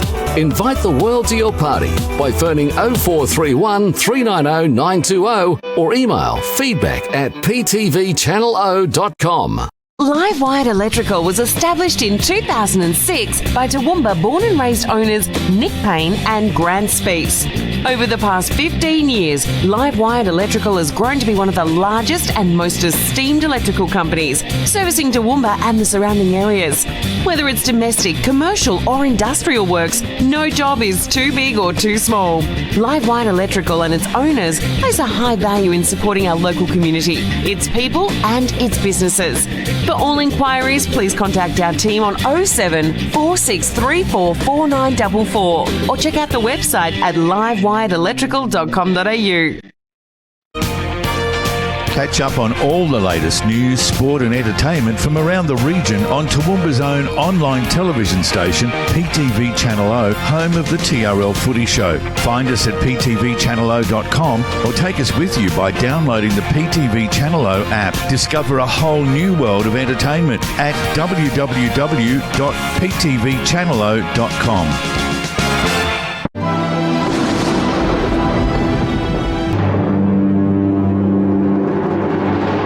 Whether you're a classic car enthusiast, own a high-performance vehicle, or you want your everyday drive or bike looked after, HM Mechanical has all your mechanical needs covered. From repairs and servicing, restorations, tune-ups and roadworthy certificates, you'll get honest, reliable and affordable service from HM Mechanical. They're located at 509 South Street, Toowoomba. Call them on 4632-8288 or find them on the web at hmmechanical.com.au. Book your pride and joy in with HM Mechanical and experience peace of mind motoring. Adacare is a locally owned family business that supplies and hires out healthcare equipment and mobility aids all across the Darling Downs, Lockyer Valley, Ipswich and Western Queensland regions. They supply to DVA, NDIS and various other government programs, as well as supply hospital and nursing home equipment. If you have specific needs, they also handle custom and specialised wheelchairs and equipment to suit individual requirements. To find out more about how they can support you, contact Adacare via their website at www.adacare.com.au or phone 1300 133 120. Power FM is total entertainment. From the morning drive with Fiona and Jeff to the drive home with Jeff Black. On the weekends, catch the Crazy Kevin Show, Dennis Mitchell's Breakfast with the Beatles, the Semi-Pro Sports Show, and Racing Nation with James O'Shea. Plus the music you grew up with. Keep your radio dial locked on Toowoomba's Power FM, celebrating 10 years. You'll find us at 88.0 on the FM dial or online at www.powerfmradio.com.au. Looking for exposure for your next event or function? Take your next community event, training seminar, sports event, official opening, function, concert or exhibition live to the world with PTV Channel O and Power FM's unique live simulcast. We can turn your next local event into a worldwide sensation for a fraction of what you would expect to pay. No matter what the event, PTV Channel O and Power FM can take your message to our audience. Invite the world to your party by phoning 0431 390 920 or email feedback@ptvchannelo.com. Live Wired Electrical was established in 2006 by Toowoomba born and raised owners Nick Payne and Grant Speece. Over the past 15 years, Live Wired Electrical has grown to be one of the largest and most esteemed electrical companies, servicing Toowoomba and the surrounding areas. Whether it's domestic, commercial or industrial works, no job is too big or too small. Live Wired Electrical and its owners place a high value in supporting our local community, its people and its businesses. For all inquiries, please contact our team on 07 4634 4944 or check out the website at livewiredelectrical.com.au. Catch up on all the latest news, sport and entertainment from around the region on Toowoomba's own online television station, PTV Channel O, home of the TRL Footy Show. Find us at ptvchannelo.com or take us with you by downloading the PTV Channel O app. Discover a whole new world of entertainment at www.ptvchannelo.com.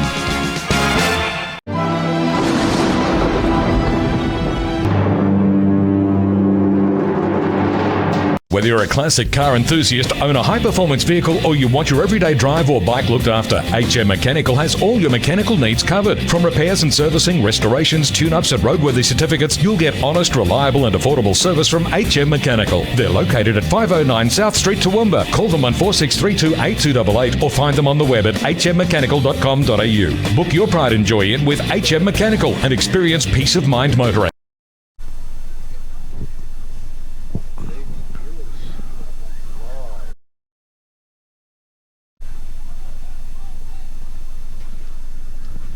Good evening, viewers. You are back live with PTV Channel O. Let's go around the grounds for Live Wired Electrical on PTV Channel O. We're just checking what's happening on the other ground. No action. So back we come for the second innings in the Grammar Blazers v Valley Raptors match. The Grammar Blazers will be chasing 154, as stated previously. Valley Raptors got off to a cracking start, even two-thirds of the way through the innings. We're looking about a 180 total, but then faded towards the back end of their innings to come through with 154. Still a good total tone, wasn't it? Oh, I believe any total in excess of 150 is a good total in a 2020 match. I think, obviously, we all agree about 20 runs short, 15 to 20, from what the launch pad originally had set up for them, but obviously Grammar Blazers here showing the intent. Troy Gursky out in the middle, straight up front, so obviously they want to get on with the business fairly smartly at the start of the innings. It'd be interesting to see where the conditions are actually going to play a role in this. The night gets on, the dew gets heavier, the ball might skid a bit. One thing's for certain, I don't think it'll affect the way Troy Gursky plays. No, I think Troy's very doesn't leave a lot for chance. He's going to go out and go hard, isn't he? Regardless of what's coming at him, what conditions. That'll be his instruction, won't it, from the hierarchy of the Blazers, is to go out there and go hard right from the start and let the rest take care of itself. We're going to have Benny O'Connell open the bowling by the looks of it. Big bustling Ben is quality left arm tweaker. I saw them do this earlier today too. They started the innings, Ben gets a 6-ball introduction to the bowling innings and then sharply removed from the attack. So we'll see if that continues.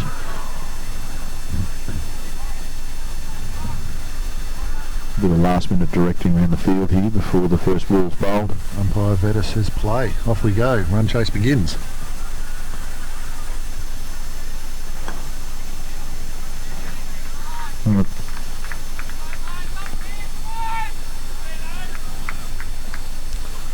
So, for certain tone, I think my cricket and myself agree, none for none after point 1. Oh, chance. Now, just trying to work out who's actually on strike. I was thinking Zach Beveridge by the look of the bat, but I'm not sure if it's him.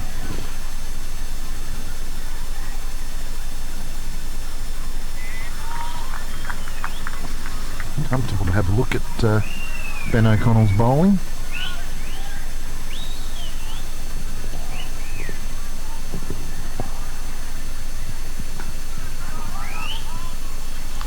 Wow, good start. I just wondered whether that was that the Troy Walsh? Oh, Troy Walsh, Alex Walsh. Maybe.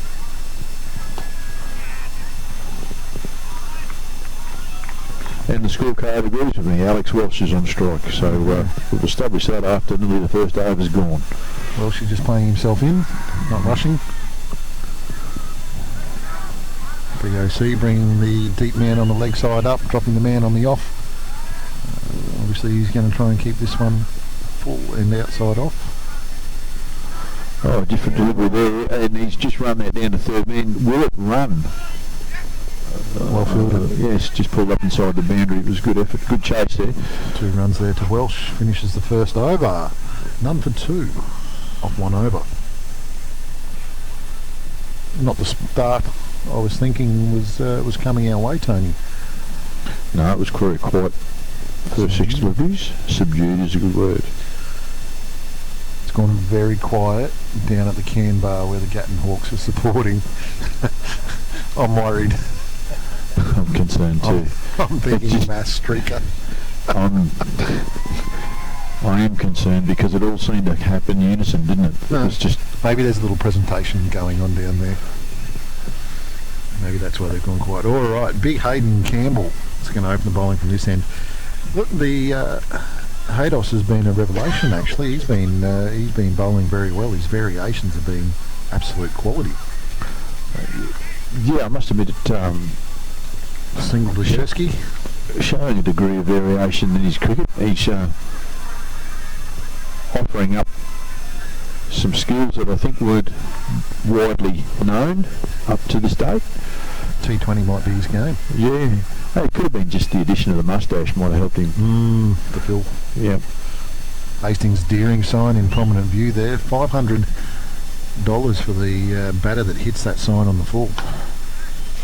Now that is well struck. Well struck. That variation was picked up early by Alex Welsh and dispatched. Start with conveyancing replay there, Tony. Bang goes the man from the north, Alex Welsh. Off we go. None for 7 off 1.2. Welsh gets underway.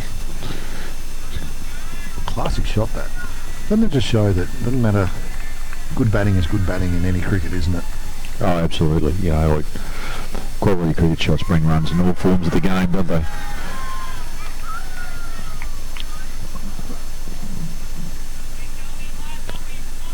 Alex Welsh from Yorkshire, as opposed to you don't often hear blokes with the surname England from Wales, do you? Welsh. Oh, bang. Well chipped. We're going to turn that into 2. Gursky not keen to come back. That's some pretty handy fielding down there, going to the slower runner's end. That's well fielded.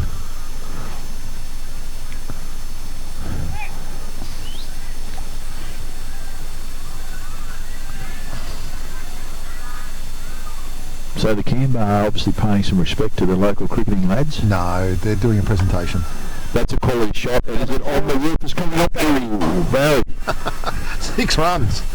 Troy Gursky just nudging one straight down the field. Troy opens his account with... is that his first conveyancing replay? Was that his first delivery faced? No, he's hit a single so far. Okay, so he has had a sider.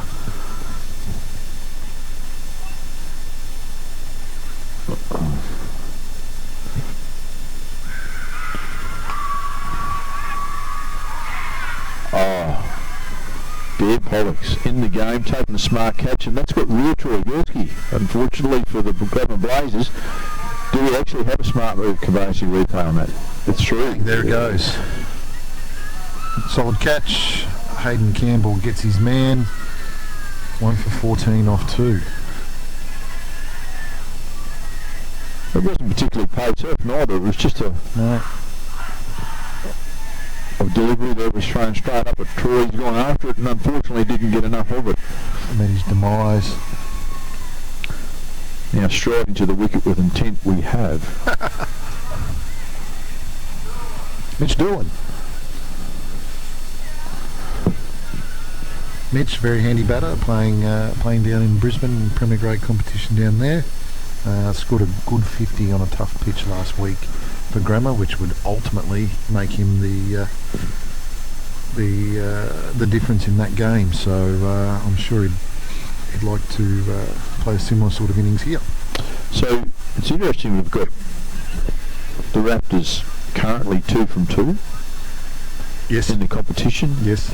They're aiming to make it 3 from 3. Glamour Blazers getting out of jail last week with a tight win over in a low-scoring game against the Robscan Knight Riders. So they're keen to keep the positivity going as well. Harry Dillon coming on for the third over here. Smiling assassin Harry Dillon. The great man. Harry played a major part in the Valley Raptors' victory last week, coming in and icing the game with 18 off 8 balls, and the boy can bowl. He's a quality cricketer. So just a happy human being. He is. He's pretty level-headed sort of a cat. 1 for 15 off 2.1. Harry coming in. Doolan just drops it down to man at backward point. Easy single there.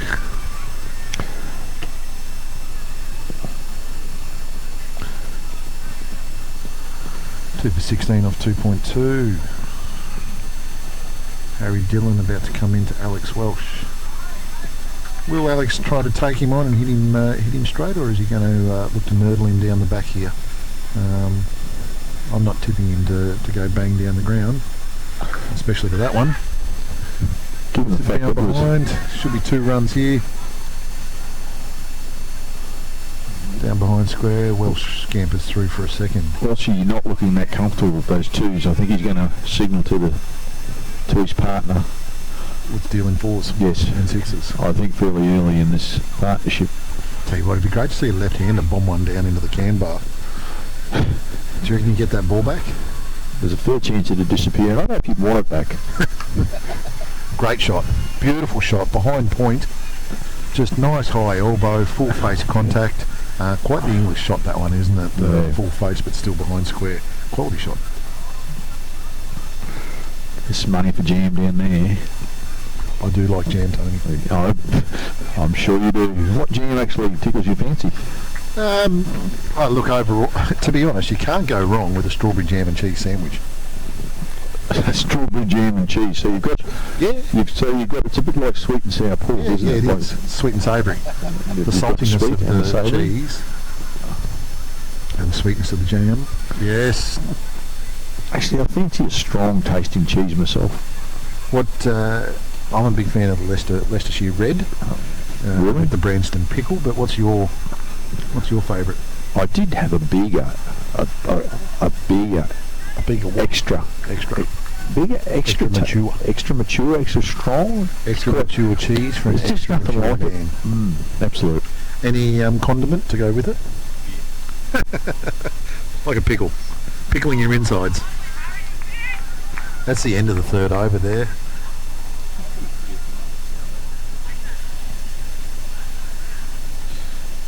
I go 1 for 23 after 3 overs.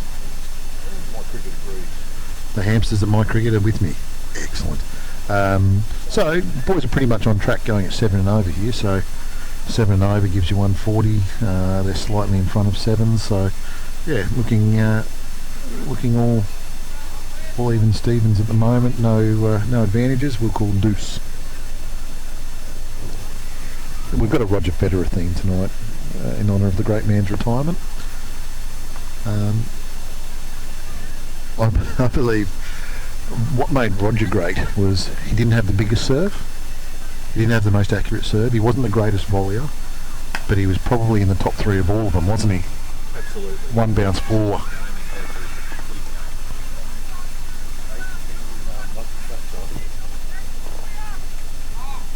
Hold it down. Oh, we could have had a battery issue. I'm not sure. I didn't touch the button. Welcome back, Tony. Yeah, Be back. good to be back here. Considering I didn't go anywhere. What'd you get up to in the break between innings, Tony? Tried to negotiate through the bar. It's a fairly crowded space in there. I felt a bit out of it. I didn't have a grand final 20,000 or 2022 black t-shirt. Seems to be a sellout sale on those. All the Hawks fans down and commiserating in the can bar at the moment, actually. Well, commiserations on A grade and 19s, but the ladies got the job done. Yeah, celebrating the victory. Slower ball from Campbell, little back of the hand number. Stays in the infield, no run. So Hayden done a bit of time, Keith, with the coaching in the K78 group? No. No. So you can't claim any teachings there, or the variations? He's obviously self-taught? No, that's... look, he trains a lot. I see a fair bit of him training.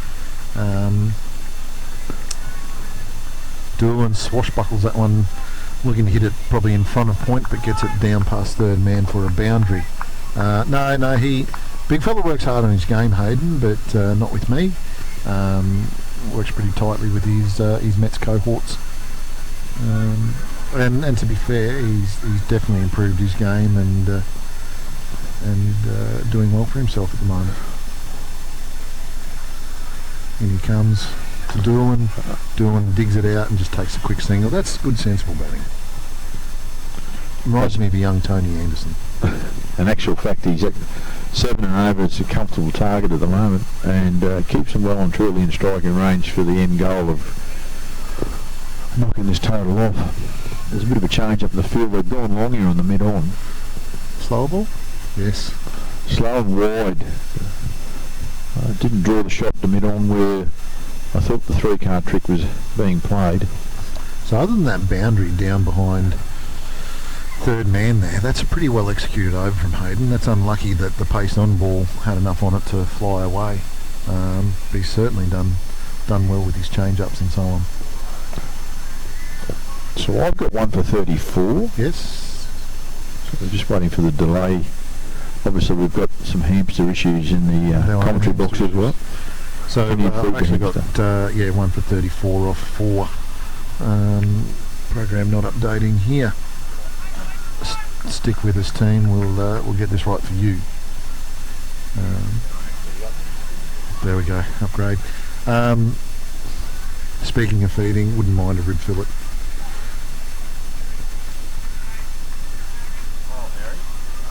Being a beef producer, Tony, cuts of meat wise, where would you go? Yep. Does the rib fillet need to be thick? No. I'm a medium to medium well man myself, yeah. I actually enjoy the Royals. $9 rump and chips.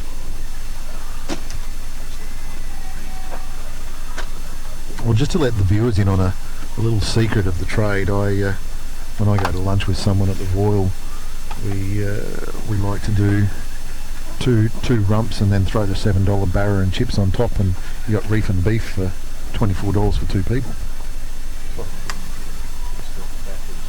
I'd say you're probably not on mic at the moment, mate. Punch down the ground by Doolan. Single to him. 4.3 overs, 1 for 36. If the hamsters and I agree. We're back on air. Good quality rib fillet probably doesn't really need a sauce, but so you like a mushroom sauce on your rump? I do, and it has been a bit of an Anderson tradition to have a bit of Diane sauce as well. But I've been Diane sauce. I've been a a seasoning man of late. Yes. Going the seasoning. Do you season with billet? Yeah, there's some barbecue seasoning and some certain savoury seasonings out of the Weber barbecue store, which are quite good. You can't beat a good rock salt as well. I like just a bit of salt and pepper to season. Oh, chance. There's a good healthy snick there. We had a great angle of that. It was a...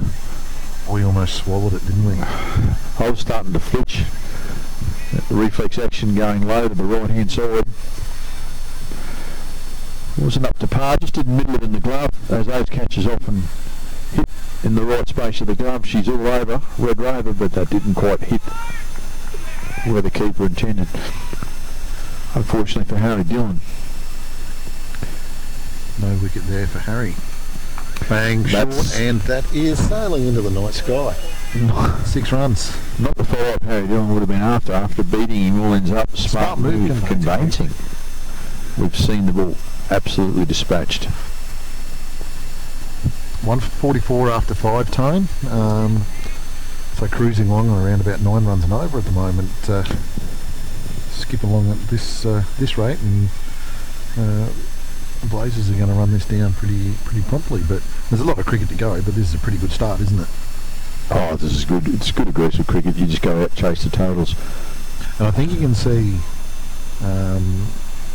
Raptors must be feeling the pinch a bit. They've gone straight back to Ben O'Connell to try and squeeze one more over out of him for the power play. I think they probably would have preferred to go to someone else, but just sensing that things are getting away. Well, there's 2 factors here. One, the change of bowling. They've gone to Benny O'Connell. 2, we haven't seen Dan Pollock. He seemed to have quietened up a little bit. Dan, obviously a continual chirper. He's a consistent chatter on the field. Has gone a little bit quiet. Someone's played with the volume dial there and turned it down. So I'd say Dan's starting to tighten up a little bit. The lags. He's got some pretty decent brains out there to access if he needs to, though. He's got Chris Glass and Ben O'Connell. There's 2 pretty decent cricketing brains to pick if he needs it. Absolutely, and he'd be drawing on that, I think. And well, he'd be smart to actually draw on that experience for sure. We'll go back to our days of taking Darling Downs men's teams away, and I always felt very safe having Chris Glass as my captain. Oh no, absolutely. Just a firm thinker and believes in his conviction and is happy to make decisions, isn't he? And you need that, don't you, on the field? It's just part of the leadership of the captain. I thought we were pretty blessed to have Glass and Brimblecombe as our leadership group there for a good few years. Darling Downs cricket prospered by having those 2 at the helm, I reckon. It'll certainly go down as a time where a good time, a purple patch, if you like. That was well fielded there by Shanley Neindorf. Yet again, Ben O'Connell, we're only 4 balls through this over, but 2 runs off. Just using him to squeeze the innings. Last over the power play, they still can't get him away. 1 run. Hold that ball.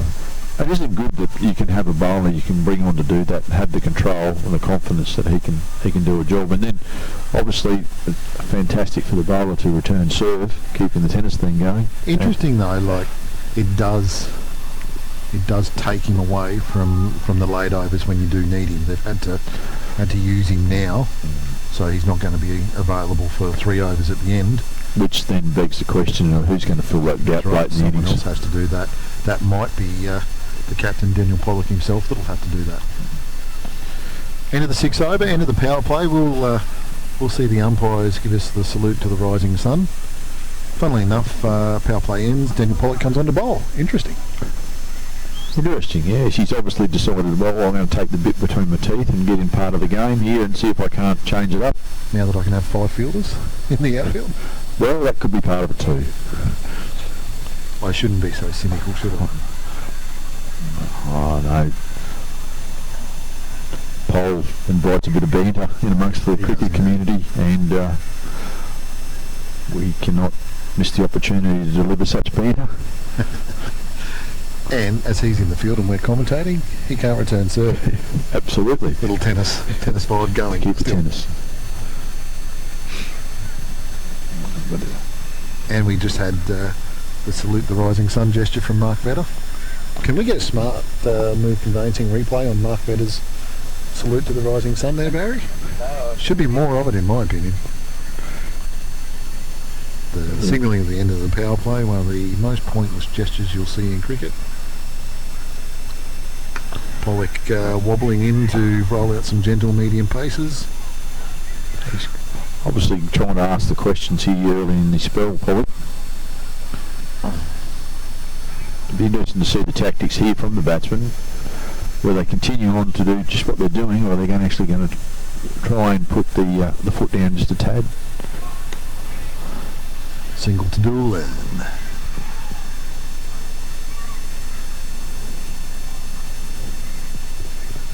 You ever do much karaoke, Tony? No. There's not enough beer in the world. Actually, I have done it once. Oh, what song did you do?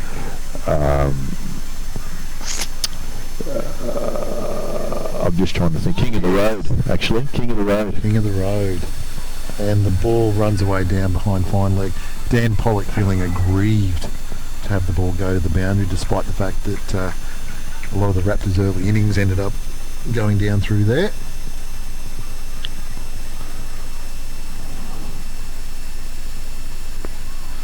One for 54 off 6.3. 100 runs to get. And we're not even a third of the way through, so pretty much puts the Blazers ahead of target. Probably, if we had a worm available, we'd say that they'd be on track with where the Valley Raptors were at the start of their innings. Can they keep enough batters in the shed to be able to launch an attack if they need to in the back end?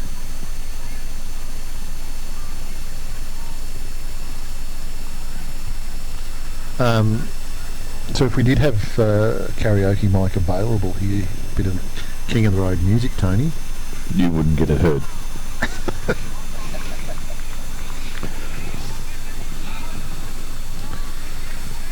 Pretty decent over from Pollock so far. Obviously that boundary that's come down here through fine leg, not exactly intentional, but you take that out of it and he's really only gone for ones. And just a little change up, looks like an off cutter completely over. Finish the over with a dot. It's a pretty good effort from Dan. We won't say that out loud too much, but 55 off 7. Mitch Doolan just practicing with his bowling arm there, ready to roll the arm over while batting. All right. 1 for 55. So is this the great Brock Rosiski about to come on? Or is this Risenleiter? I don't know some of these Valley players that well. No, and I don't either. We're looking at the scorecard here for some indication. Hamsters, come on. Yes. Run with us.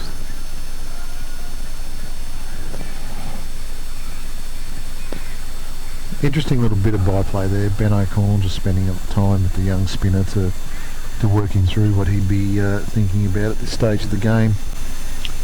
I thought it was indication what he wanted to eat after the game. He could have been ordering out.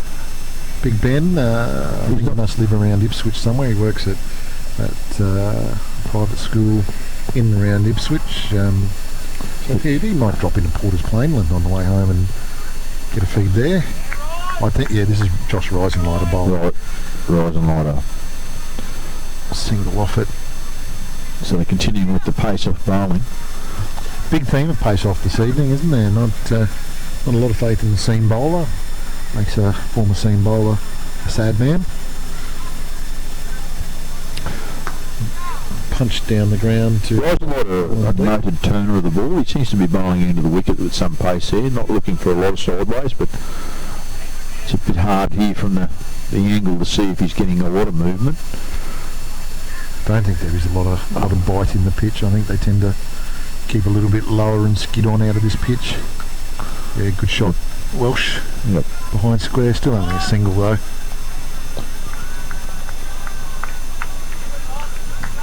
Welshie, even though he's looking a little bit ginger there, enjoying his work in the middle.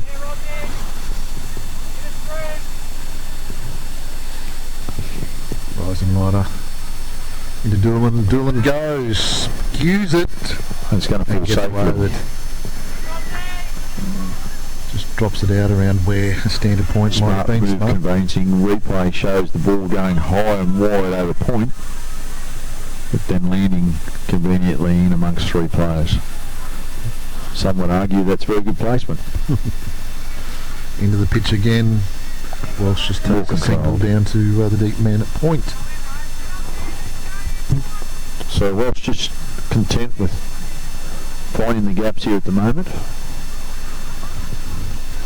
I think Doolan looks like he's going to threaten the boundary more so out of these pair. Well, I think Welshie's trying to steel himself to play the anchor role throughout this and try and guide the innings home, whereas Doolan's going to try and up the ante a little bit, maybe 2 runs here. Coming back for a second, throw coming in. Welsh struggling. He just doesn't look well, doesn't he? Just a little bit stiff there. Through 8 overs, 1 for 62.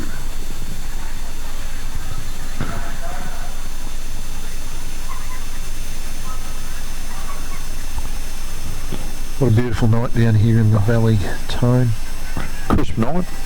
It looks like, or sounds a lot like Ian O'Brien has grabbed the microphone. Unofficial mayor is ground announcing there. Out of respect for Ian O'Brien, I left the Toyota stumps up for this ground. We had the Dave Janetsky stumps on the other ground, but Ian possibly would have stabbed me with the blunt end of the stump if I took his stumps out, so decided to leave them there. Pollock trundling in.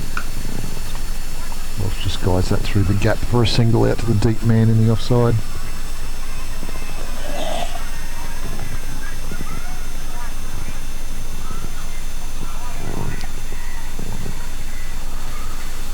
Toast of the Loch Valley, Dan Pollock.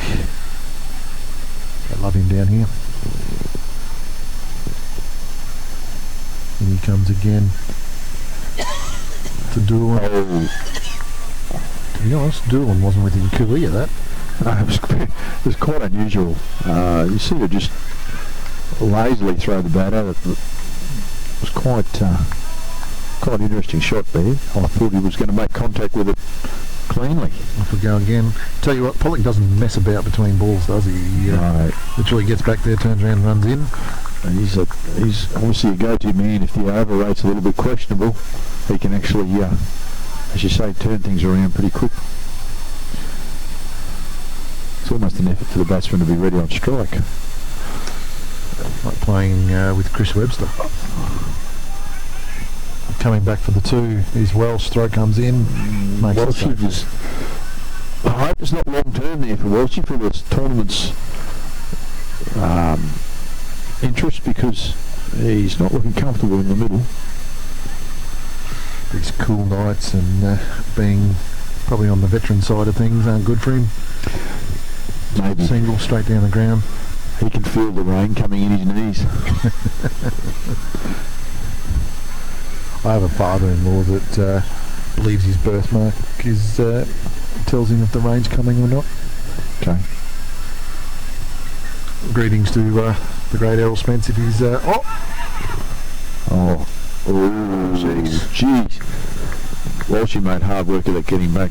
It's like the Queen Elizabeth cruise liner trying to turn around in the docks there, wasn't it? Getting Welshie back. Yes, she was all hands on deck to get the boat back behind the line.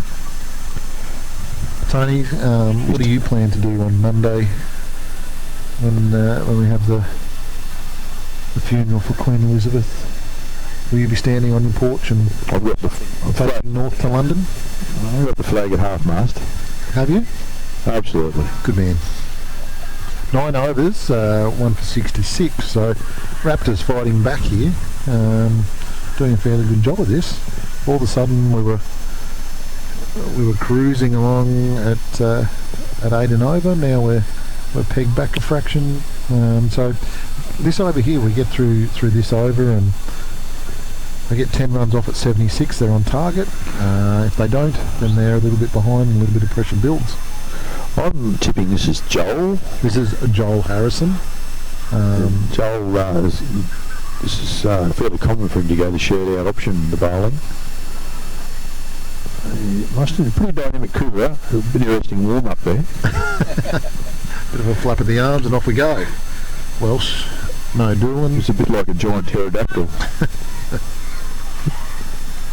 Anyway, gets about his business straight away. And what's your experience with pterodactyls, Tony? Oh, those out at Southbrook? Just taking the cattle away? That's how Mabel did her ear this morning. Jurassic Park. Welsh plundering one into the air. Oh, that's hit. Welsh not happy. But now there's some controversy here. There's claims Smart from the conveyancing. Let's have a look here. If we can pick up the camera's not going to help us. That angle would have been good there. There's anyway. Alex Welsh is making his way to the boundary. The scorebook will say run out. 2 for 67 off 9.2. Lucky break for the Blazers. It is what it is, isn't it? There's always controversial decisions around wickets in cricket, isn't there? Something you can never avoid. No, it'll be as long as the game is played. This is Zach Beveridge making his way out. This will be the effervescent Zach Beveridge making his way to the wicket. A little fist pump there for Mitch Doolan. Just to get this done. Still a quality pairing here. Zach's got an opportunity here to show his experience and skill at this point of the game.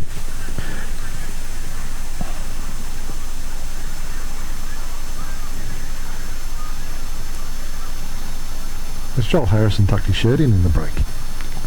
He's just holding it up. No, he's just working the ball, I think.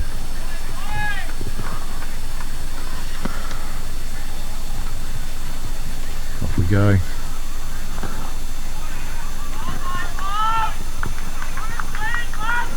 Dot ball there for Harrison, well bowled. This pivotal over here. If they don't get out of this with a few more runs, run rate's up to 9 and over, pressure's on. And Zach Beveridge barely even backing up there. Interesting. 1 run to Doolan.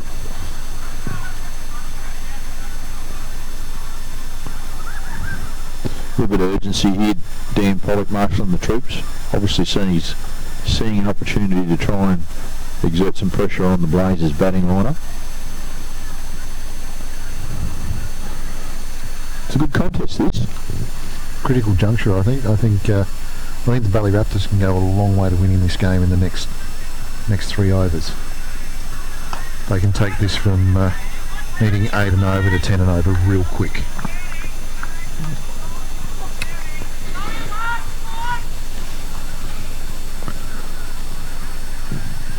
Harrison in again for Beveridge. Beveridge just drops it through the gap.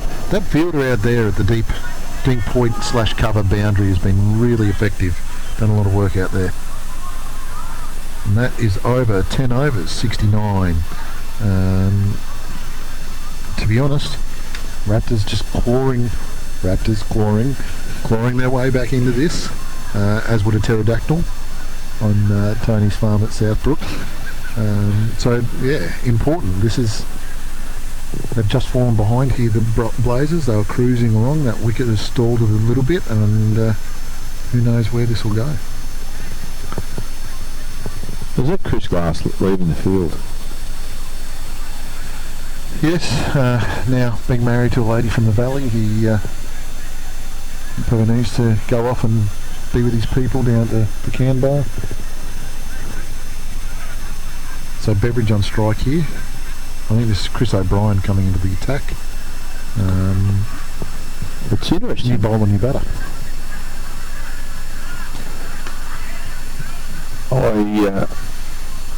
I raised the question, does Chris Glass actually bowl anymore? I had this conversation with him while he was on the boundary today, and he happily does not bowl anymore. Okay, I just wondered whether he was another option for the Raptors. If I was his captain, he would definitely be an option, because even 2 overs of him spearing them in at Yorker length, which he was very good at, would be really worthwhile. It could be a win your game moment. However, the responsibility is falling to Chris O'Brien.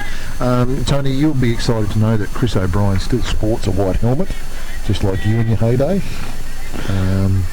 I asked if I could get a K78 sticker on it, and he won't let me. Okay. But it's good to see a retro fight back at the white helmet, the old Stormtrooper helmet. Well, they were very popular with the Graham Gooches and the Martin Crows of the world. That's because there were no other options, weren't there? Pretty much. The cloth helmet was reserved to elite players. Like Graham Gooch. Well, the Australian cricket team, that was quite common.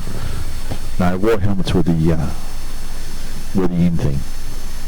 And if anyone made white helmets fashionable, it'd be Tony Anderson with his locks flowing out the back of it, the curly locks. Do you think that's what originally wooed Gayleen? Your curly locks? No, I'm pretty sure it was beer.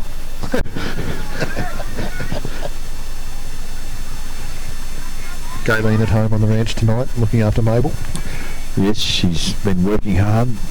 That's right, she's been Jillarooing this afternoon.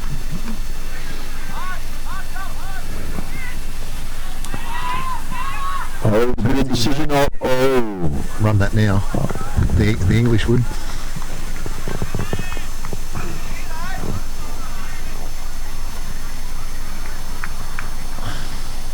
If we asked Gayleen what your most endearing features were, what do you reckon she'd say? I have none. Surely not. Surely not. That's a good shot. It's well fielded. Yes. It's good cricket all round. End of the 11th over. 73 runs for the Grammar Blazers. I'm going to give a little advantage to the Valley Raptors at the moment. Still not even halfway there, and we're into the 11th over. Rise and Lighter back into the attack for the Valley Raptors. It's a bit of a turnaround, really. The momentum was well and truly heading in the Blazers' direction, but credit to the Raptors that to steal the rule line, they actually have clawed themselves back into the game. The Raptors are clawing. And they have got big claws. They do indeed. No better way to claw than to claw with big claws. I'd imagine that's what Santa Claus would do. If he had claws. So Rise and Lighter back into the attack. Yes, he does. Oh. That ball's starting to keep low now too. Liam Brown. That ball. Now, interestingly enough, Liam has chosen to sport the dark sleeves tonight as opposed to the white sleeves in previous games. Good order on sleeves, Brownie, I'd say. Ben O'Connell has stuck to the traditional blue sleeves this week. More royal of the blue. Absolutely. Maybe in honour of Queen Elizabeth, I'd say. Stuck to the royal blue.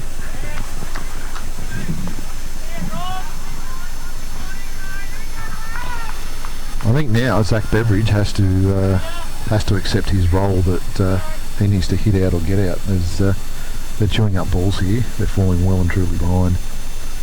There we go. Look at that. There's a bit of frustration creeping into the Zach Beveridge's innings, and that showed there, that shot wasn't really to the ball. Not looking quite his effervescent self after that delivery. Bit of pressure on the skipper here.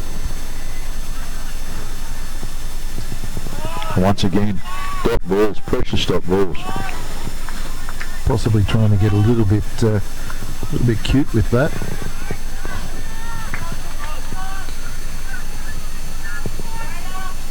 Josh and Risenlight are cracking over so far. This little set of 3 overs around 9 to 12 has been definitely a points to the Valley Raptors. This, in my opinion, this is a knockout blow occurring right now. Grammar Blazers are getting themselves too far behind.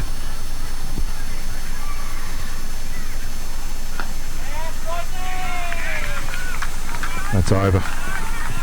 Not That's sure a how great many over. off that, but not many. Maximum of 2 or 3, I think. That's a terrific over for the Raptors. When the claws come out, look out.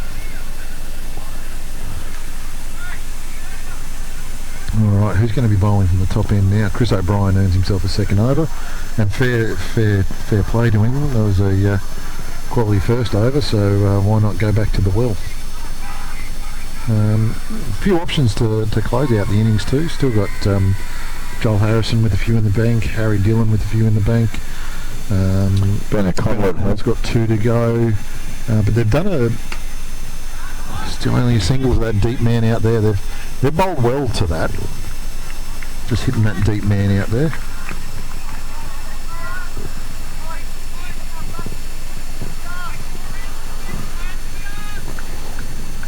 It's almost to the Raptors have resigned themselves to the fact that the Blazers aren't going to beat them hitting singles. So Well, fair enough. 80 runs off 8 overs required. They're going to have to hit at least a boundary and over. I think to have the execution to bowl to that plan is quite good from the Raptors. I think the Raptors have almost done a Grammar Blazers job with their slow bowls and just dotted them up and kept the run rate low by their slow bowlers, and now Chris O'Brien is actually doing quite a decent job, not trying to be something he's not, just bowling good lines and lengths and making them hit to their deep man in the out on offside. It's interesting too, talking to Chris earlier, he's supporting or carrying a knee injury at the moment as well, which it doesn't look like he's actually worrying or concerning. I saw him do a little fitness test on himself earlier today to see if he was right to go. After the early game, I see him with a bit of ice on that knee, and he was concerned about it. But good pick up there out in the outfield. I did ask him whether it was a potential lead up to a day off tomorrow, sick because of a knee injury, but he assures me he has to turn up to work even if he only has one leg. Well, you don't need 2 legs to sell cars, do you? Well, that's a fair point. You can demonstrate a car now, automatics with 1 leg, can't you?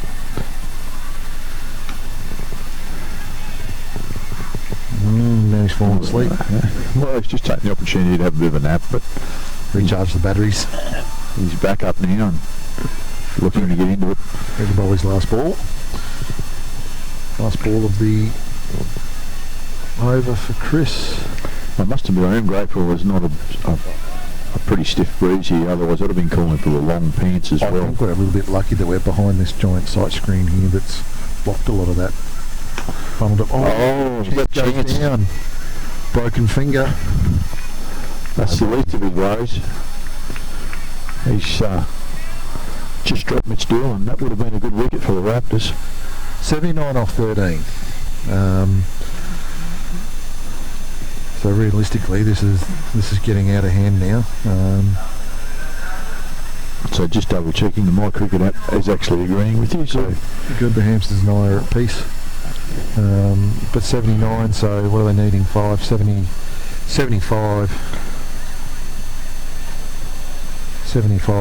76 off 7 overs. So now into 11's territory. It's just sliding away. And then you bring on Ben O'Connell, get yourself another less than 6 over in plan, and once again you stick them up to 12 and over. So this is pretty good captaincy from Captain Pollock. If the Blazers don't cotton onto this now and elevate, she's all over in my opinion. You can have all the wickets in hand you want, but nothing beats batters in and going. Well, it's the pressure too that you're putting on any incoming batsman from now on. It's too much. They don't get a chance to actually get siders. They don't get a chance to actually grow into their innings. They don't have the time, so therefore they've got to hit out. And it's just, you can be the best batsman in the world, but unfortunately they're not here. So a bit of urgency is definitely required by the Blazers.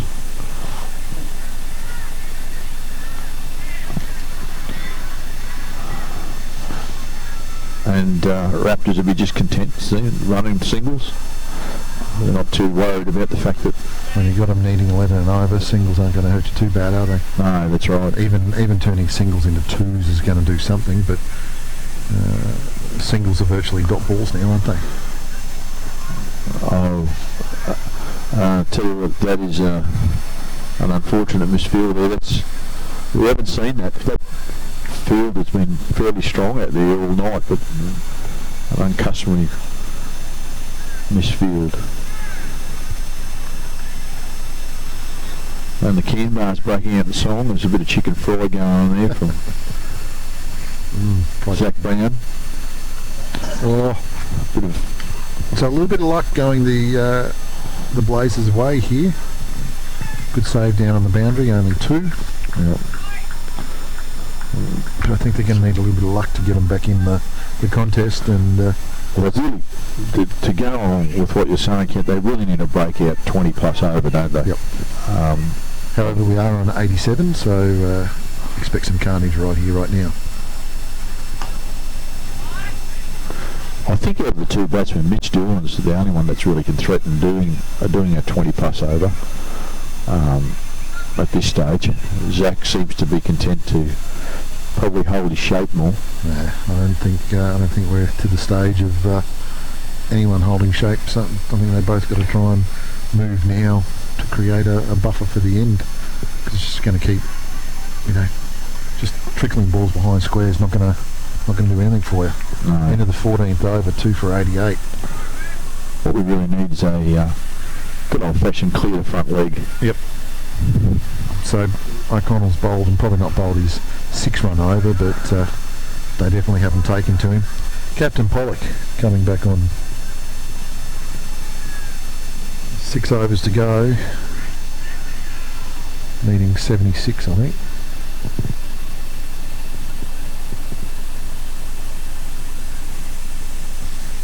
It's been some pretty effective bowling changes here by Dan Pollock tonight. To be honest, if you look at how they've rotated their bowlers and the lines and lengths they've bowled tonight, it's a pretty big improvement on last week. They leaked some runs in some of their decisions, and this is a much better effort from the Valley Raptors. Wide ball only goes for 1. It's interesting, the first from round 1 when we saw the Raptors bowl, Dan was not afraid to have the 1 ball, 1 over spells. He went through a whole series of bowls, 1 over, 1 over. No one really got a chance, and I was a little bit critical of it at the time because I thought, well, the bowlers don't get a chance to actually get into any sort of rhythm. Mind you, it's difficult with 4 overs total allowed to be bowled, but it was actually quite effective because the batsman didn't really get a beat on anyone. I noticed this time he hasn't been quite as frequent in his bowling selections, but I give him his credit. He has actually has used his changes smartly or wisely. And I don't think the Grammar batters have been able to get in any kind of rhythm. And once again, just a good slower ball, keeping it low, not allowing the batter to get underneath it.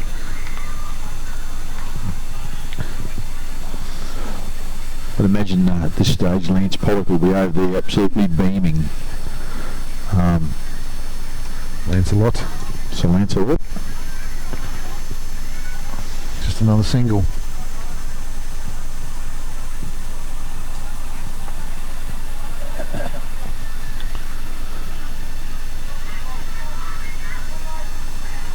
Not sure how much longer Grammar Blazers can just keep poking singles.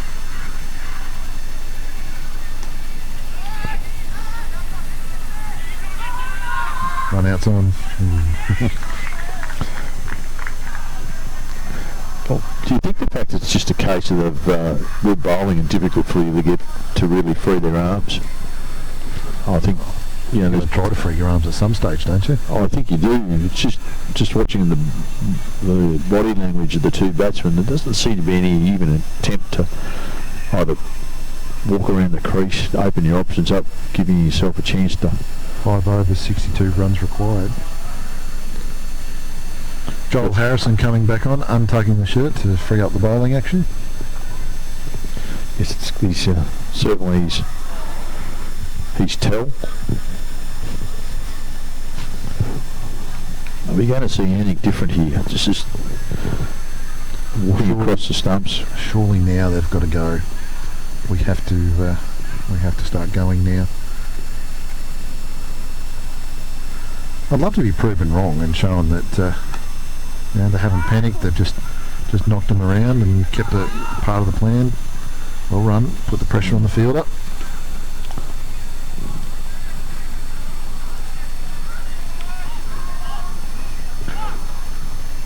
Well, it's going to be a cracking finish if they get close to this, and something special is going to happen in the next couple of overs. But they've got to own this now. Like they've pushed the singles enough that if they get out here, having just let the run rate get up to 12s, these are the two guys that have to finish this off. Mitch, they're obviously looking straight.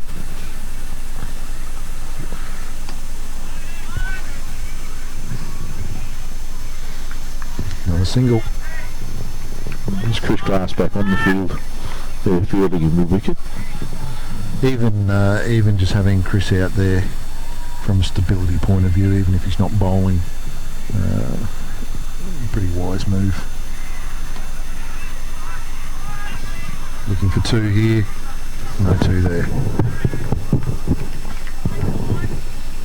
So providing these don't go for boundaries here, just another effective over from Joel Harrison.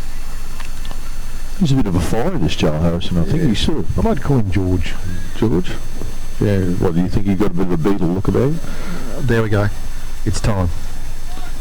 Oh, well fielded out there. I think that was Hayden Campbell out there on the boundary. So that's going to be a little bit upsetting for the Blazers batters. They tried something different and got it away, yet still well defended down on the boundary. Big shot coming.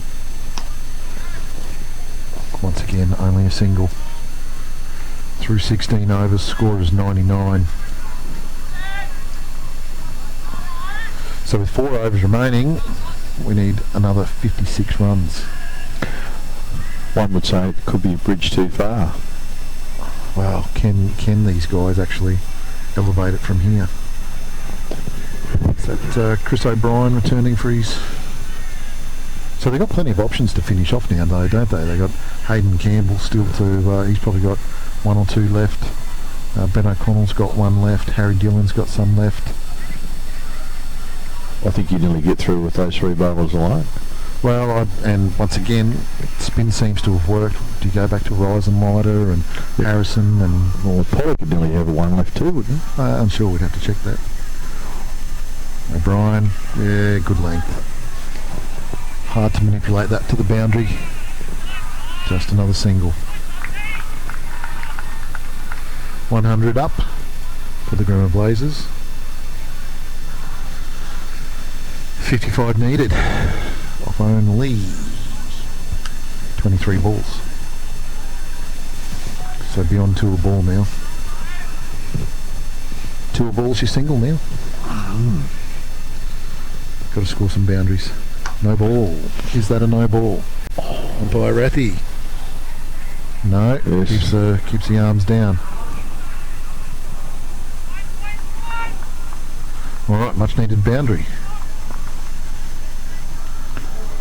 Yes, it was a bit unusual, uncharacteristic.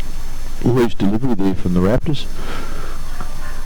We've got 1 off 22 required. Can they do it? It'll be entertaining to say the least if they do.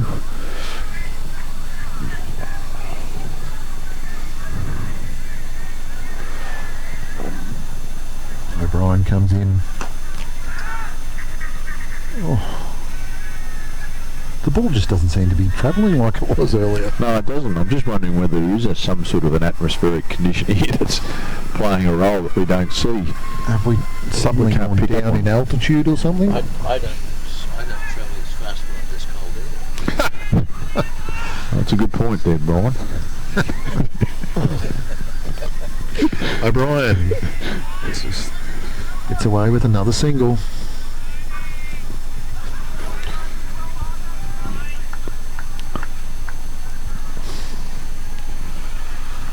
.48 runs needed off 20 balls.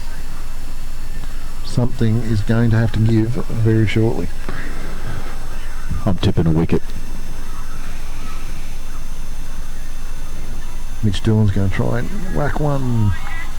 Well, that's certainly the right intention, right idea. It's got to go.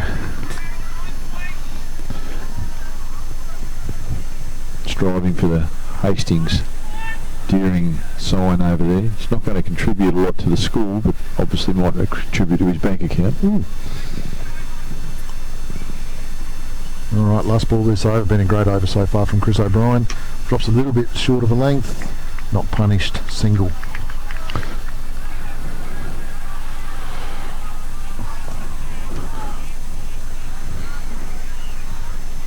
My hamsters are telling me 107 off 17. 18 balls to come. 47 runs, 48 runs required. Really, it's a good fielding and bowling performance here from the Raptors. Especially considering they haven't been taking wickets. Like normally you'd associate slowing down the run rate to taking wickets, but they've just pinned these two and they haven't. And here we go. Ben O'Connell comes back on for another over. He's hard to get away, you know. Just squeezing, isn't it?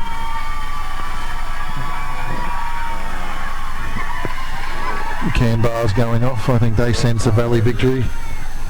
Hey, look at them getting excited for cricket. Great to see rugby league getting excited for cricket. Hey, just supporting their home team.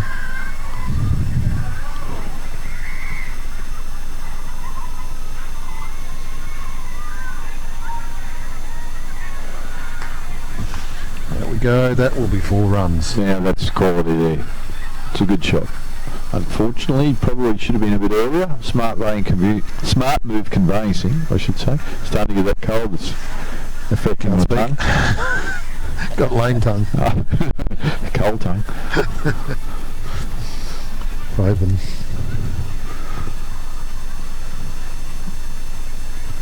Okay, what's O'Connell going to come back with? Tone, is he going to encourage him with a bit of flight, or is he going to spear this in? I'm thinking spear it into the pads. A bit of a spearing. We'll soon see. Yes, and into the pads it goes, and out to mid-wicket for 1. The veteran Glass in the outfield on the leg side.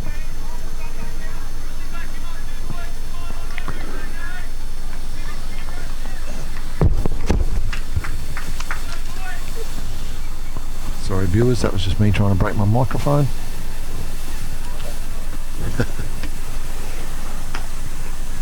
Through covers. Slapped into the outfield to the deep man. Coming back to the second. Well run. It's amazing, isn't it? Like, it wasn't that long ago, 6, 7 overs gone, and we were sort of singing the praises of the way the Blazers were approaching the job of chasing the total down. It's been a remarkable sort of turnaround, really.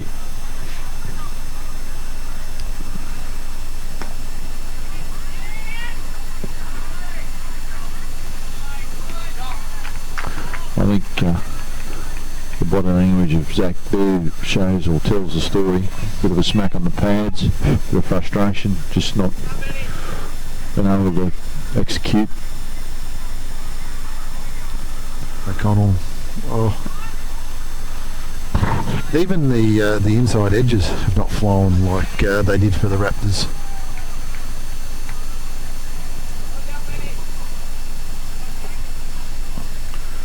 O'Connell into the last ball of his over.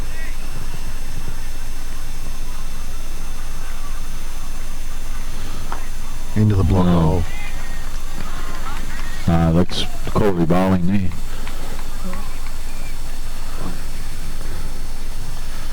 Two overs remaining, 39 runs required. Big ask. What'd you say? Who's got a... I said it's a big ask. Ask. drawling your R's there. It's because it's cold. Yes. So that lame tongue getting to you again. Just something to look forward to. Go and pick all these boundary markers up. And No, I have approached the young people in charge of the gator to do that job for us. that'll be well appreciated. Chris Glass striding out.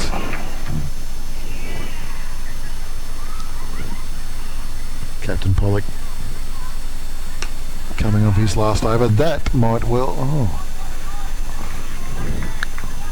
Dead set. Nothing's flying like it used to.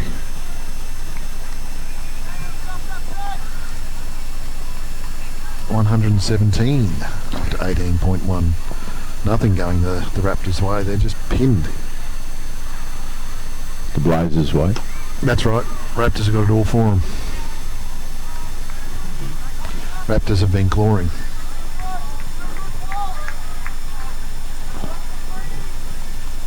So, round two, early days, but obviously the Raptors have got three games up. 3-0.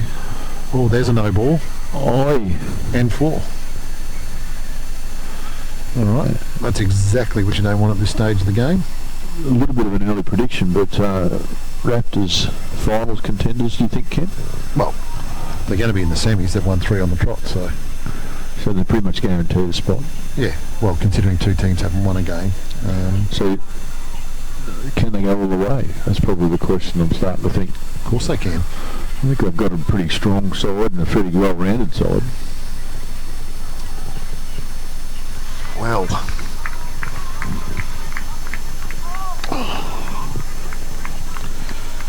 yeah, look, you got Hip Pocket Rockets 2-0, Valley Raptors 2-0, so you'd assume that they're going to be into the semis. Live Wide Lightning 2-0. No, Live Wide Lightning are only 1-1. 1-1 is it? I thought that didn't. Live Wide Lightning lost last week, but won today against Adacare. So Adacare are 0-2. Smart move, conveyancing replay. Ben O'Connell. And Grabber Braves will be 1-1. Yeah, so it's actually, well, I guess tonight's results are good in the sense that so now Grammar Blazers are only 1 victory, Live Wide are only 1 victory, so I think we can almost assume that Valley Raptors and Hip Pocket are through, and it's actually still up for grabs, I guess, for everyone. Even though Rob Scan have lost 3, I think technically they might still have a chance. We'll definitely keeps Adacare with a chance. We'll have to call in the higher authority, the mathematician. Yep. R2D2 of the whole situation to do a quick calculation for us. But it would be nice from the competition's point of view to have 3 or 4 teams still vying for that 3rd spot. So Tony, could you get the hamsters to check in? I say 131 off 19. I'll see if I can warm them up. So 24 off 1 over. The boys go big here. This is be a Donny style effort if they can do it. George Harrison to finish off here. 2 for 131. Yes. Hamsters and I concur. What an honour it has been for me to operate the PTV Channel O Power FM scoreboard this evening. Something I probably never thought I'd be able to do in my lifetime, nor was I aware that I'd be able to do it in my lifetime, but this could be my job for the future. Yep, travelling the road with Barry. Barry Yuki and I on the road. Yep. You're being Mr. Keyboard. The keyboard warrior for the PTV Channel O setup. Alright. George just cops another single. 23 required off 5. Must hit 6s right now. Oh, excuse me, I'm just, the night is creeping on. Massive yawn there. We're our viewers.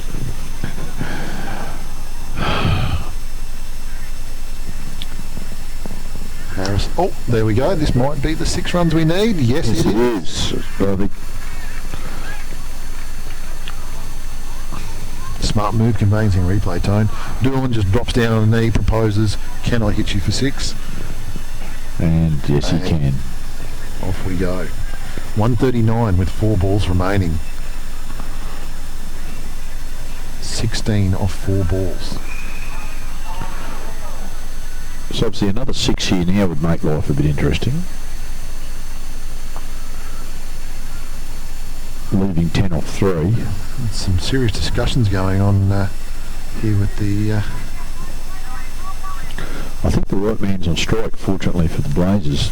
I'm not sure why they need a deep man on the boundary behind square. I can't see him hitting a 6 behind square on the boundary. Well, he's dropping it painfully short to get there. It's QM there. Rising Rider cuts that off. That's well forward there. Just to cut that down to the single, that was not the outcome Blazers needed. At the very least, it would have been handy to have Mitch Dillon back on strike, I think, for the... 6-4-6 will get him home. Can Zach do it? Quiet little chat with umpire Rathy.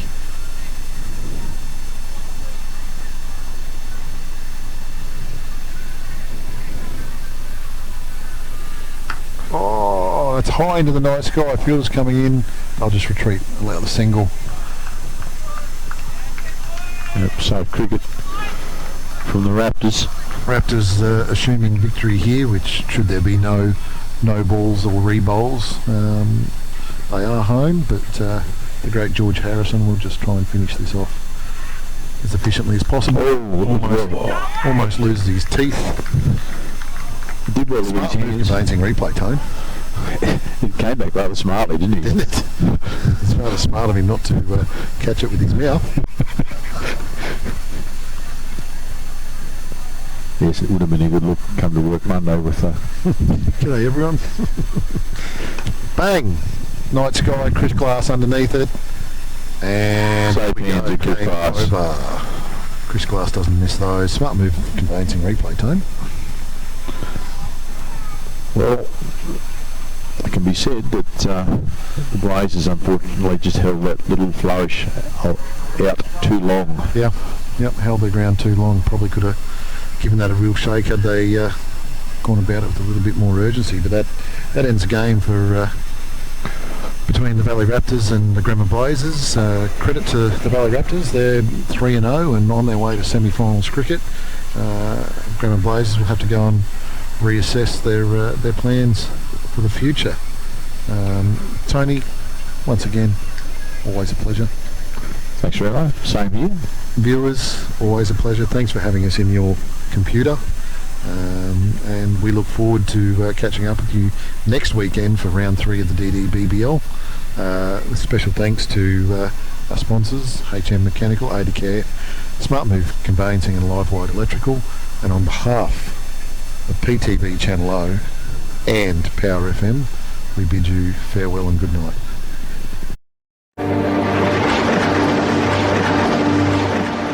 This broadcast of the DDBBL on PTV Channel O and Power FM special events brought to you by HM Mechanical in association with Ada Care, Smart Move Conveyancing and Live Wired Electrical.